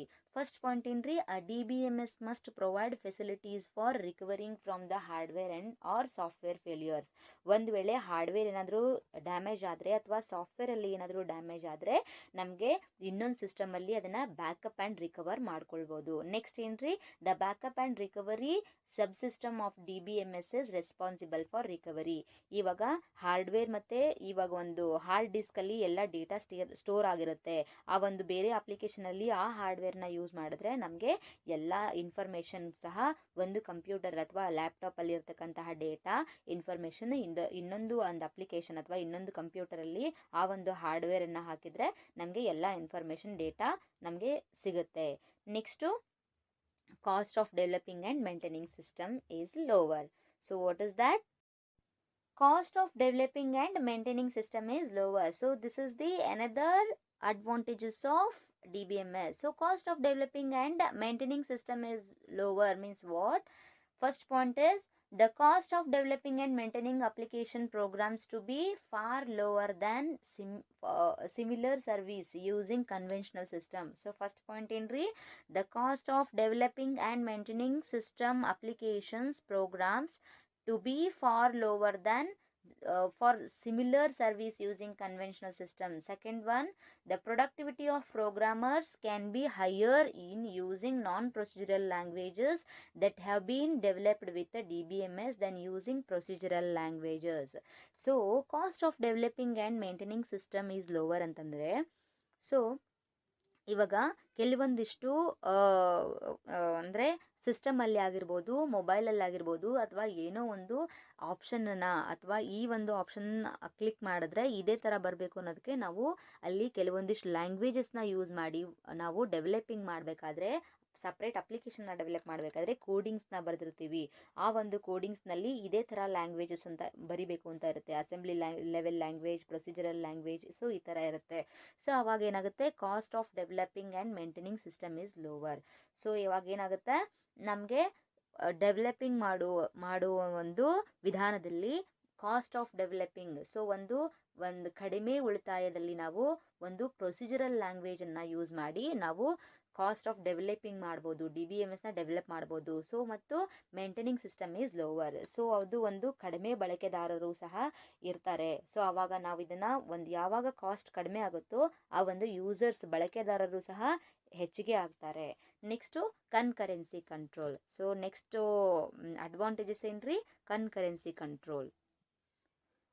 So concurrency control means DBMS system provide mechanism to provide concurrent access of data to multiple users. So what is mean by concurrency control? It is the database management systems provide mechanisms to provide concurrent access of data to multiple users. So concurrency control ಅಂತಂದ್ರೆ ಏನ್ರಿ, DBMS system ಏನು ಮಾಡುತ್ತೆ, ಎಲ್ಲ ಒಂದು multiple users ಅಂದರೆ use ಮಾಡುವಂತಹ users ಒಂದಕ್ಕಿಂತ ಹೆಚ್ಚಿಗೆ ಯೂಸರ್ಸ್ ಇದ್ದರೆ ಅವ್ರಿಗೇನಂತ ಹೇಳ್ತೀವಿ ನಾವು, ಮಲ್ಟಿಪಲ್ ಯೂಸರ್ಸ್ ಅಂತ ಹೇಳ್ತೀವಿ. So DBMS system provide mechanism to provide concurrent access. Concurrent access ಅಂದ್ರೆ ಏನ್ರಿ, ಕನ್ಕರೆಂಟ್ ಎಕ್ಸಸ್ ಅಂದರೆ ಒಮ್ಮೆಲೆ ಅಂತ, ಏಕಕಾಲೀನ ಪ್ರವೇಶ ಅಂತ. ಅಂದರೆ ಒಂದೇ ಸಾರ್ತಿ ಒಂದು ಡೇಟಾಬೇಸ್ ಮ್ಯಾನೇಜ್ಮೆಂಟ್ ಸಿಸ್ಟಮು ಒಂದೇ ಸಾರ್ತಿ ಒಮ್ಮೆಲೆ, ಕನ್ಕರೆಂಟ್ ಎಕ್ಸಸ್ ಅಂದರೆ ಇರ್ತಕ್ಕಂತಹ ಒಂದು ಡೇಟಾವನ್ನು ಏಕಕಾಲದಲ್ಲಿ ಬಹಳಷ್ಟು ಜನರಿಗೆ ಕಳಿಸುವುದು ಅಂತ. ಒಂದು ಡೇಟಾಬೇಸ್ ಸಿಸ್ಟಮ್ ಏನು ಪ್ರೊವೈಡ್ ಮಾಡುತ್ತೆ, ಕನ್ಕರೆನ್ಸಿ ಕಂಟ್ರೋಲ್ ಅಂದರೆ ಒಂದು ಡೇಟಾಬೇಸ್ ಸಿಸ್ಟಮ್ನ ಬಹಳಷ್ಟು ಮಲ್ಟಿಪಲ್ ಯೂಸರ್ಸ್, ಬಹಳಷ್ಟು ಜನರಿಗೆ ಬಹಳಷ್ಟು ಯೂಸರ್ಸ್ಗೆ ನಾವು ಡೇಟಾನ ಶೇರ್ ಮಾಡೋದ್ರ ಮೂಲಕ ಏನು ಮಾಡುತ್ತೆ, ಈ ಒಂದು ಕನ್ಕರೆನ್ಸಿ ಹೆಲ್ಪ್ ಆಗುತ್ತೆ. ಅದೇ ಕನ್ಕರೆನ್ಸಿ ಇವಾಗ ಡೇಟಾಬೇಸ್ ಏನಿರುತ್ತಲ್ಲ ಅದನ್ನು ಮಲ್ಟಿಪಲ್ ಯೂಸರ್ಸ್, ಜಾಸ್ತಿ ಜನರಿಗೆ ಕಳಿಸ್ಬೇಕಾದ್ರೆ ಯಾವುದೇ ಡೇಟಾ ಮಿಸ್ ಆಗಬಾರ್ದು ಅಂತ ಈ ಒಂದು ಕನ್ಕರೆನ್ಸಿ ಕಂಟ್ರೋಲ್ ಇದರಲ್ಲಿ ಹೆಲ್ಪ್ ಆಗುತ್ತೆ. So these are the advantages of DBMS. So what is the first advantage? Controlling redundancy. Second one is integrity can be enforced. Third one is inconsistency can be avoided. Fourth one is data can be shared. Fifth one is standards can be enforced. And sixth one is restricting unauthorized access. Seventh one is solving enterprise requirement than individual requirements. And eighth one is providing backup and recovery. And ninth one is cost of developing and maintaining system is lower. And 10th one is concurrency control. So ಇದನ್ನ ಎಕ್ಸಾಮಲ್ಲಿ 5 ಮಾರ್ಕ್ಸಿಗೆ ಕೇಳಿದಾಗ ಇದಿಷ್ಟೇ ಬರೀರಿ. ಯಾವಾಗ 15 ಮಾರ್ಕ್ಸಿಗೆ ಕೇಳ್ತಾರೋ ಆವಾಗ full explanation 9 point ಬರ್ಸಿದ್ದೀನಲ್ಲ ಇವಾಗ, so ಅದೇ ಥರ ನೀವು ಬರಿಬೇಕು. Next disadvantages of DBMS. So what are the disadvantages of DBMS? First one is complexity, second one is size, third one is cost of DBMS, and fourth one is higher impact of failure, and fifth one is performance, and sixth one is cost of conversion. So these are the disadvantages of DBMS. So first one is complexity. So disadvantages ಯಾವ್ಯಾವ ಅಂತ ತಿಳ್ಕೊಂಡ್ವಿ. So ಅದರ ಎಕ್ಸ್ಪ್ಲನೇಷನ್ನ ತಿಳ್ಕೊಳ್ಳೋಣ. So complexity ಅಂದ್ರೇನು, so ಅದನ್ನು point wise ಬರ್ಕೊಳ್ತಾ ಹೋಗಿ. First point ಏನ್ರಿ ಕಾಂಪ್ಲೆಕ್ಸಿಟಿಯಲ್ಲಿ, the database management system is an extremely complex piece of software. Second point is all parties must be familiar with its functionality and take full advantages of it. Therefore, training for the administrators, designers and users is required. So this is the complexity. So complexity ಅಂತಂದ್ರೆ ಏನು? ನಿಮಗೆಲ್ಲ ಗೊತ್ತಿರೋ ಹಾಗೆ ಹೆಸರೇ ಹೇಳುವಂತೆ complexity ಅಂತಂದ್ರೆ ಏನ್ರಿ? Complexity is nothing but complicated or hard to understand ಅಂತ ಅರ್ಥ. ಸೊ ಕಾಂಪ್ಲೆಕ್ಸಿಟಿ ಅಂದ್ರೆ ಕಾಂಪ್ಲಿಕೇಟೆಡ್ ಅಂತ. ಕಾಂಪ್ಲಿಕೇಟೆಡ್ ಯಾವಾಗ ಆಗುತ್ತೆ? Database management system is an extremely complex piece of software. So database management ಸಿಸ್ಟಮಲ್ಲಿ ಏನಾಗುತ್ತೆ? ಕಾಂಪ್ಲಿಕೇಟೆಡ್ ಆಗೇ ಆಗುತ್ತೆ. ಹೇಗೆ? ಕೆಲವೊಂದಿಷ್ಟು ಜಾಸ್ತಿ ಇನ್ಫಾರ್ಮೇಷನ್ ಹಾಕೋದ್ರಿಂದ, ಜಾಸ್ತಿ ರೋಸ್ ಅಥವಾ ಅಂದರೆ ಮತ್ತು ಕಾಲಮ್ನ ಹಾಕೋದ್ರಿಂದ, ಎಕ್ಸ್ಟ್ರಾ ಅಡಿಷನ್ ಫೀಚರ್ಸ್ ಆ್ಯಡ್ ಮಾಡೋದ್ರಿಂದ ಕೆಲವೊಂದಿಷ್ಟು ಕಾಂಪ್ಲೆಕ್ಸ್ ಆಗೇ ಆಗುತ್ತೆ. So next, all parties must be familiar with its functionality and take full advantages of it.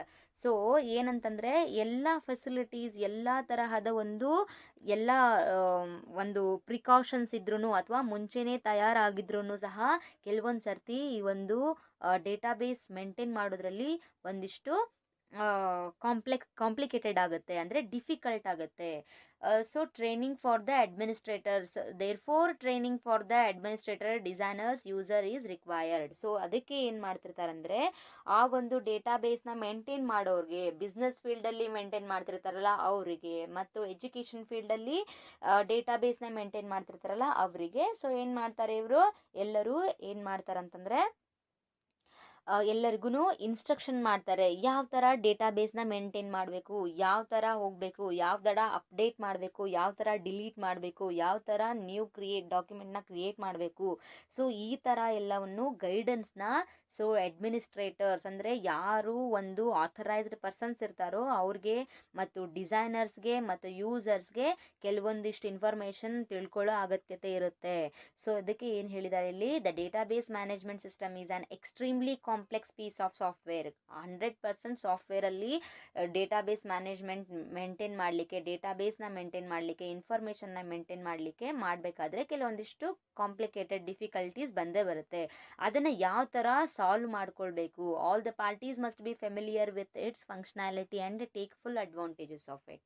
So ಕೆಲವೊಬ್ಬರು ಯಾವ ಥರ ಏನಾದರೆ ಏನು ಮಾಡಬೇಕು, ಯಾವ ಥರ ಪ್ರಾಬ್ಲಮ್ ಅಂದರೆ ಹೇಗೆ ಸಾಲ್ವ್ ಮಾಡಬೇಕು ಅನ್ನೋ ಐಡಿಯಾ ಇದ್ದವರು ಮಾತ್ರ ಈ ಒಂದು ಕಾಂಪ್ಲಿಕೇಟೆಡಿಂದ ಹೊರಗೆ ಬರ್ಬೋದು. ದೇರ್ಫೋರ್ ಅದಕ್ಕೇನೆ training for the administrators, designers and users is required. ಅದರಿಂದ ಏನಾಗುತ್ತೆ? ಟ್ರೈನ್ ಮಾಡಬೇಕಾಗತ್ತೆ. ಈ ಥರನೇ ಯೂಸ್ ಮಾಡಿ, ಈ ಥರನೇ ಡಿಲೀಟ್ ಮಾಡಿ, ಈ ಥರನೇ ಇನ್ಫಾರ್ಮೇಷನ್ನ ಅಪ್ಡೇಟ್ ಮಾಡಿ ಅಂತ ಅವ್ರಿಗೆ ಟ್ರೈನಿಂಗ್ ಮಾಡಬೇಕಾಗತ್ತೆ. ನೆಕ್ಸ್ಟ್ ಡಿಸ್ಅಡ್ವಾಂಟೇಜ್ ಏನ್ರಿ? ಸೈಜ್. ಸೊ ಸೈಜ್ ಬಗ್ಗೆ ತಿಳ್ಕೊಳ್ಳೋಕ್ಕಿಂತ ಮುಂಚೆ ಸಮ್ ಪಾಯಿಂಟ್ಸ್ನ ಬರ್ಕೊಳ್ರಿ.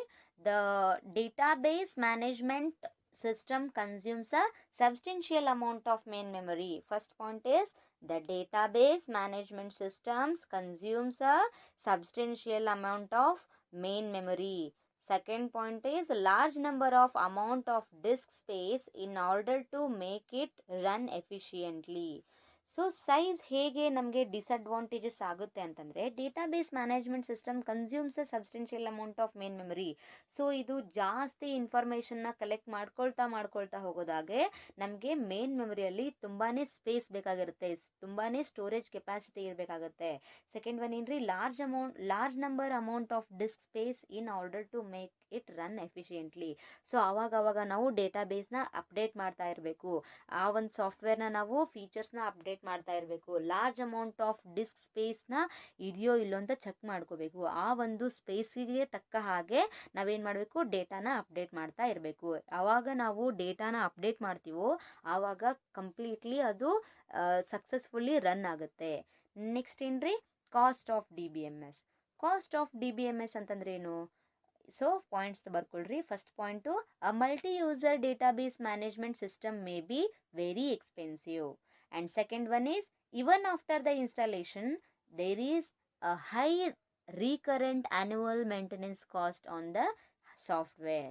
So what is cost of DBMS? So ಇವಾಗ ಕೆಲವೊಂದಿಷ್ಟು ವೆಬ್ಸೈಟಲ್ಲಿ ಕೆಲವೊಂದಿಷ್ಟು ಡೇಟಾಬೇಸ್ನ ಪರ್ಚೇಸ್ ಮಾಡ್ಕೊಳ್ಬೇಕಾದ್ರೆ ಕೆಲವೊಂದಿಷ್ಟು ಡೇಟಾಬೇಸ್ ಏನಿರುತ್ತೆ ಅಂದರೆ ಯಾವ ಥರ ಪ್ರೈಸಸ್ ಕೊಟ್ಟಿರ್ತಾರೆ ಅಂದರೆ, ಕೆಲವೊಂದಿಷ್ಟು ಹೆವಿ ಪ್ರೈಸಸ್ ಕೊಟ್ಟಿರ್ತಾರೆ, ಕೆಲವೊಂದಿಷ್ಟು ಎಕ್ಸ್ಪೆನ್ಸಿವ್. ಅಂದರೆ multi user database management system ಅಂದರೆ ಇವಾಗ ನಾವು ಯೂಸ್ ಮಾಡಬೇಕು, ಅಡ್ಮಿನಿಸ್ಟ್ರೇಟರು ಯೂಸ್ ಮಾಡಬೇಕು. ಇವಾಗ ನೆಕ್ಸ್ಟು ಸೆಕ್ರೆಟರೀಸ್ ಯೂಸ್ ಮಾಡಬೇಕು, ಅಥವಾ ಮೇಂಟೆನೆನ್ಸ್ ಏನು ಡೇಟಾಬೇಸ್ ಮೇಂಟೆನೆನ್ಸ್ ಮಾಡ್ತಿರ್ತಾರಲ್ಲ ಅವರು ಯೂಸ್ ಮಾಡಬೇಕು ಅಂದರೆ ಮಲ್ಟಿ ಯೂಸರ್ ಡೇಟಾಬೇಸ್ ಏನಿರುತ್ತಲ್ಲ ಅದಕ್ಕೆ ಸ್ವಲ್ಪ ಜಾಸ್ತಿನೇ ಕಾಸ್ಟ್ ಆಗುತ್ತೆ.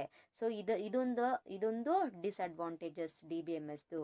So even after the install ಆದಮೇಲೆ there is a high recurrent annual maintenance cost on the software. So install ಆದಮೇಲೆ ಏನು ಪ್ರೊಸೆಸ್ ಸ್ಟಾರ್ಟ್ ಮಾಡಿರ್ತಾರೆ ಡೇಟಾ ಮೇಂಟೈನ್ ಮಾಡಲಿಕ್ಕೆ, ಆಮೇಲೆ ಏನು ಮಾಡ್ತಾರೆ ಅಂತಂದರೆ ಅದರಲ್ಲೂ ಸಹ ಯಾವಾಗ ಮುಂದೆ ಹೋದಾಗೆ ಕೆಲವೊಂದಿಷ್ಟು ಸಾಫ್ಟ್ವೇರ್ಗಳನ್ನು ಅಂದರೆ ಮಿನಿ ಆ್ಯಪ್ಸ್ಗಳನ್ನು ನಿಮಗೆ ಏನಾದರೂ ಇದು ಬೇಕಂತಂದರೆ, ಈ ಒಂದು ಫೀಚರ್ ಬೇಕಂದರೆ ಇದನ್ನು ಇನ್ಸ್ಟಾಲ್ ಮಾಡಿ, ಈ ಒಂದು ಫೀಚರ್ಸ್ನ ಇನ್ಸ್ಟಾಲ್ ಮಾಡಲಿಕ್ಕೆ ಇಷ್ಟು ರುಪೀಸ್ ಆಗುತ್ತೆ, ಸೊ ಇಷ್ಟು ಡಾಲರ್ ಆಗುತ್ತೆ. ಈ ಥರ ಒಂದು ಇವನ್ ಆಫ್ಟರ್ ದ ಇನ್ಸ್ಟಾಲ್ ಮಾಡಾದ್ಮೇಲೂ ಒಂದಿಷ್ಟು ಏನು ಅಮೌಂಟ್ ಕೊಟ್ಟು ಇನ್ಸ್ಟಾಲ್ ಮಾಡ್ತಾ ಇರ್ತೀವಿ, ಇನ್ಸ್ಟಾಲ್ ಮಾಡಬೇಕಾದ್ರೂ ಸಹ ಏನು ಮಾಡ್ತಾರೆ ಅವರು ಕೆಲವೊಂದಿಷ್ಟು ಡೇಟಾ ಸ್ಪೇಸ್ನ ಅಂದರೆ ಕೆಲವೊಂದಿಷ್ಟು ಮೇಂಟೆನೆನ್ಸ್ ಕಾಸ್ಟ್ ಅಂತ ಕೆಲವೊಂದಿಷ್ಟು ಪೇ ಮಾಡಿಸ್ಕೊಳ್ತಾರೆ. ಇದಕ್ಕೆ ನಾವು ಡಿಸ್ಅಡ್ವಾಂಟೇಜಸ್ ಆಫ್ DBMS ಅಂತ ಹೇಳ್ತೀವಿ. Next one is what? higher impact of failure is nothing but, first point is the database approach increases the vulnerability of the system due to the centralization. Second point is, as all users and applications rely on the database availability, the failure of any component can bring operations to the halt and affect to the services to the customer seriously. So what is the higher impact of failure? ಇವಾಗ ಕೆಲವೊಂದಿಷ್ಟು system ಡೇಟಾಬೇಸಲ್ಲಿ fail ಆಗ್ತಾ ಇರುತ್ತೆ, ಅಂದರೆ run ಆಗಬೇಕಾದ್ರೆ ಕೆಲವೊಂದಿಷ್ಟು ನಿಮ್ಮ rho ಅಲ್ಲಿ ನೀವು ಡೂಪ್ಲಿಕೇಟ್ ಡೇಟಾನ ಯೂಸ್ ಮಾಡಿದ್ದೀರಾ, ಅಥವಾ ಏನಾದರೂ ಸಮ್ ಇನ್ಫಾರ್ಮೇಷನ್ನ ಇನ್ಕರೆಕ್ಟಾಗಿ ಕೊಟ್ರಿ ಅಂದರೆ ಕೆಲವೊಂದು ಸರ್ತಿ ಇದು ಫೇಲ್ಯೂರ್ ಆಗೋ ಚಾನ್ಸಸ್ ಇರುತ್ತೆ. ಸೊ ಆವಾಗ ಏನು ಮಾಡ್ತಾರೆ, database approaches increases the vulnerability ಅಂತಂದ್ರೆ ಏನ್ರಿ? ವಲ್ನರಬಿಲಿಟಿ ಅಂತಂದರೆ ದುರ್ಬಲತೆ ಅಂತ, ಅಂದರೆ ಫೇಲ್ಯೂರ್ ಅಂತ ಅರ್ಥ. ಸೊ ಇದು ಒಂದು database approach increases the vulnerability of the system due to the centralisation ಡೇಟಾಬೇಸೇ ನಮ್ಗೆ ಎಲ್ಲ ತರಹ ಒಂದು ಸ್ಟೋರೇಜನ್ನು ಕಲೆಕ್ಟ್ ಮಾಡ್ಕೊಳ್ತಾ ಇರುತ್ತೆ.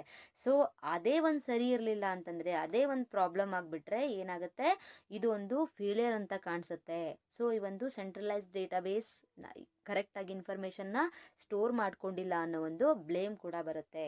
Next, all users and applications rely on the database availability and the failure of the any component can bring operations to the halt and affect the service of the customer seriously.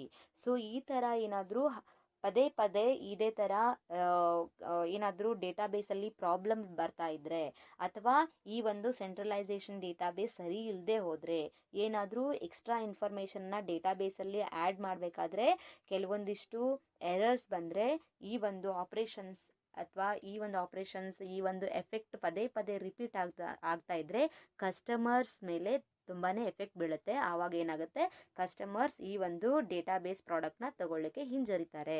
So ಒಬ್ರಿಗೊಬ್ರು ಇನ್ಫಾರ್ಮೇಷನ್ನ transfer ಮಾಡ್ತಾ ಏನು ಮಾಡ್ತಾರೆ, ಅದು ಆ ಒಂದು database management system ಬಗ್ಗೆ ಕೆಲವೊಂದಿಷ್ಟು complaints ಬರ್ತಾ ಹೋಗುತ್ತೆ. ಸೊ ಇದರಿಂದ ನಾವು higher impact of failure, so ಕೆಲವೊಂದಿಷ್ಟನ್ನು ನಾವು ಸೀರಿಯಸ್ ಆಗಿ ಡಿಸೈನ್ ಮಾಡಬೇಕಾಗತ್ತೆ. ಒಂದು ಕಂಪನಿ ಒಂದು ಡೇಟಾಬೇಸ್ನ ಬಿಲ್ಡ್ ಮಾಡಬೇಕಾದ್ರೆ ಎಲ್ಲ ತರಹದ ಒಂದು ಎರರ್ಸ್ನ ರಿಮೂವ್ ಮಾಡಿ ನೀಟಾಗಿ ವರ್ಕ್ ಆಗೋ ಥರ ಒಂದು ಡೇಟಾಬೇಸ್ ಮ್ಯಾನೇಜ್ಮೆಂಟ್ ಸಿಸ್ಟಮ್ನ ಬಿಲ್ಡ್ ಮಾಡಿರಬೇಕು. ಇಲ್ಲ ಅಂತಂದರೆ ಆ ಒಂದು ಕಸ್ಟಮರ್ಸ್ ಮೇಲೆ ಎಫೆಕ್ಟ್ ಬೀಳುತ್ತೆ. ಕಸ್ಟಮರ್ಸ್ ಏನಾದರೂ ಈ ಒಂದು ಡೇಟಾಬೇಸ್ ಮ್ಯಾನೇಜ್ಮೆಂಟ್ ಸಿಸ್ಟಮ್ನ ಬೈ ಮಾಡಲಿಲ್ಲ ಅಂದರೆ ಕಂಪನಿಯವ್ರ ಮೇಲೆ ಎಫೆಕ್ಟ್ ಬೀಳುತ್ತೆ. So these are the higher impact of a failure. Next one is performance. So what is the performance? Note down the points. As the database approach is to cater for many applications rather than exclusively for a particular one, some applications may not run as fast as before. So ಇವಾಗ for example ಹೇಳ್ತೀನಿ ಕೇಳಿ, performance ಅಂತಂದರೆ ಇವಾಗ ಹೊಸ mobile ತೊಗೊಂಡ್ವಿ ಅಂದ್ಕೊಳ್ಳಿ, ಅಥವಾ ಹೊಸ ಲ್ಯಾಪ್ಟಾಪ್ ತೊಗೊಂಡ್ವಿ ಅಂದ್ಕೊಳ್ಳಿ. Some day by day 1 month ಚೆನ್ನಾಗಿರುತ್ತೆ, ಸೆಕೆಂಡ್ ಮಂತ್ ಚೆನ್ನಾಗಿರುತ್ತೆ, ಥರ್ಡ್ ಮಂತ್ ಚೆನ್ನಾಗಿರುತ್ತೆ. ಆದರೆ ಡೇ ಬೈ ಡೇ ಫಸ್ಟಿಗೆ ಯಾವ ಥರ ಸ್ಪೀಡಾಗಿ ವರ್ಕ್ ಆಗ್ತಿತ್ತು ಆ ಥರ ವರ್ಕ್ ಆಗೋದಿಲ್ಲ. ಸೊ ಅದಕ್ಕೆ ಏನು ಮಾಡ್ತಾರೆ, ಗ್ಯಾರಂಟೀಡ್ ಅಂಥೇಳಿ ಒಂದು ಸರ್ಟಿಫಿಕೇಟ್ ಕೊಟ್ಟಿರ್ತಾರೆ. ಸೊ 1 ವರ್ಷದಲ್ಲಿ ಏನಾದರೂ ಆದರೆ ನಮ್ಮ ಒಂದು ಸರ್ವಿಸ್ಗೆ ತೊಗೊಂಡು ಬನ್ನಿ, ನಾವು ಸರಿ ಕೊಡ್ತೀವಿ ಅನ್ನೋ ಒಂದು ಭರವಸೆಯನ್ನು ಕೊಟ್ಟಿರ್ತಾರೆ. ಯಾಕಂತಂದರೆ ಈ ಥರ ಒಂದು ಪರ್ಫಾರ್ಮೆನ್ಸ್ ವೀಕ್ ಆದರೆ ಕಸ್ಟಮರ್ಸ್ ಬೈ ಮಾಡೋದಿಲ್ಲ ಯಾವುದೇ ಪ್ರಾಡಕ್ಟ್ನು. ಹಾಗೆಯೇ ಈ ಒಂದು ಡೇಟಾಬೇಸಲ್ಲಿ ಏನಾಗುತ್ತೆ, database approach is to cater for many applications rather than exclusively for a particular one. So ಒಂದನ್ನೇ ಜಾಸ್ತಿ ಯೂಸ್ ಮಾಡೋಕ್ಕಿಂತ ಒಂದನ್ನೇ ಯೂಸ್ ಮಾಡ್ತಿರ್ತಾರೆ. ಸೊ ಅದರಲ್ಲೂ ಪರ್ಫಾರ್ಮೆನ್ಸ್ ಪೂವರ್ ಆಗಿ ಬಂದರೆ ಅಥವಾ ಸ್ಪೀಡ್ ಇಲ್ಲ ಅಂತಂದರೆ ಅಥವಾ ರನ್ ಆಗಲಿಲ್ಲ ಅಂತಂದರೆ ಇದರಲ್ಲಿ ಏನಾಗುತ್ತೆ, ನಮಗೆ ಒಂದು ಈ DBMS ಅಲ್ಲಿ ಫಾಲ್ಟ್ ಇದೆ ಅನಿಸುತ್ತೆ, ಫೇಲಿಯರ್ ಇದೆ ಅಂತ ಅನಿಸುತ್ತೆ. Next cost of conversion. Cost of conversion means what? Note down the point. When moving from file-based system to a database system, the company is required to have additional expenses on hardware acquisition and training cost. So what is that?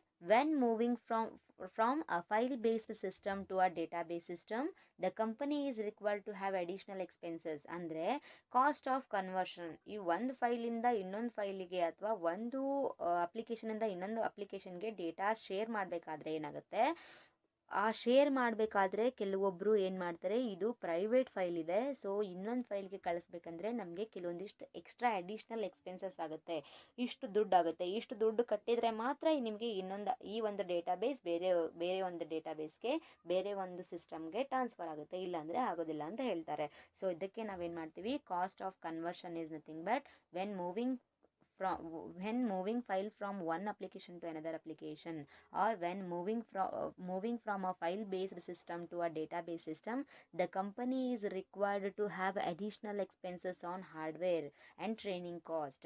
So ಅದು database ಹೇಗೆ use ಮಾಡಬೇಕು ಅಂತ train ಮಾಡಬೇಕು ಅಂದರೆ, next ಆ ಡೇಟಾಬೇಸ್ನ ಹೇಗೆ ಒಂದು ಅಪ್ಲಿಕೇಶನ್ನ ಇನ್ನೊಂದು ಅಪ್ಲಿಕೇಶನ್ಗೆ ನಾವು ಟ್ರಾನ್ಸ್ಫರ್ ಮಾಡಬೇಕು ಅಂದರೆ ಕೆಲವೊಂದಿಷ್ಟು ಚಾರ್ಜಸ್ ಇರುತ್ತೆ. ಸೊ ಅದನ್ನು ನಾವು ಚಾರ್ಜಸ್ ಜಾಸ್ತಿ ಆಗೋದ್ರಿಂದ ನಾವು ಇದು ಒಂದು ಡಿಸ್ಅಡ್ವಾಂಟೇಜಸ್ ಆಫ್ DBMS ಅಂತ ಹೇಳ್ಬೋದು. ಸೊ ಇದು ಇಲ್ಲಿಗೆ ಡಿಸ್ಅಡ್ವಾಂಟೇಜಸ್ ಆಫ್ DBMS ಮುಗೀತು. ಸೊ ಇವತ್ತಿನ ಕ್ಲಾಸಲ್ಲಿ ನಾವೇನೇನು ತಿಳ್ಕೊಂಡ್ವಿ, what is the advantages and disadvantages of DBMS ಬಗ್ಗೆ ತಿಳ್ಕೊಂಡ್ವಿ. ಸೊ ನೆಕ್ಸ್ಟ್ ಕ್ಲಾಸಲ್ಲಿ ಫರ್ದರ್ ಟಾಪಿಕ್ಸ್ ಬಗ್ಗೆ ಡಿಸ್ಕಷನ್ ಮಾಡೋಣ.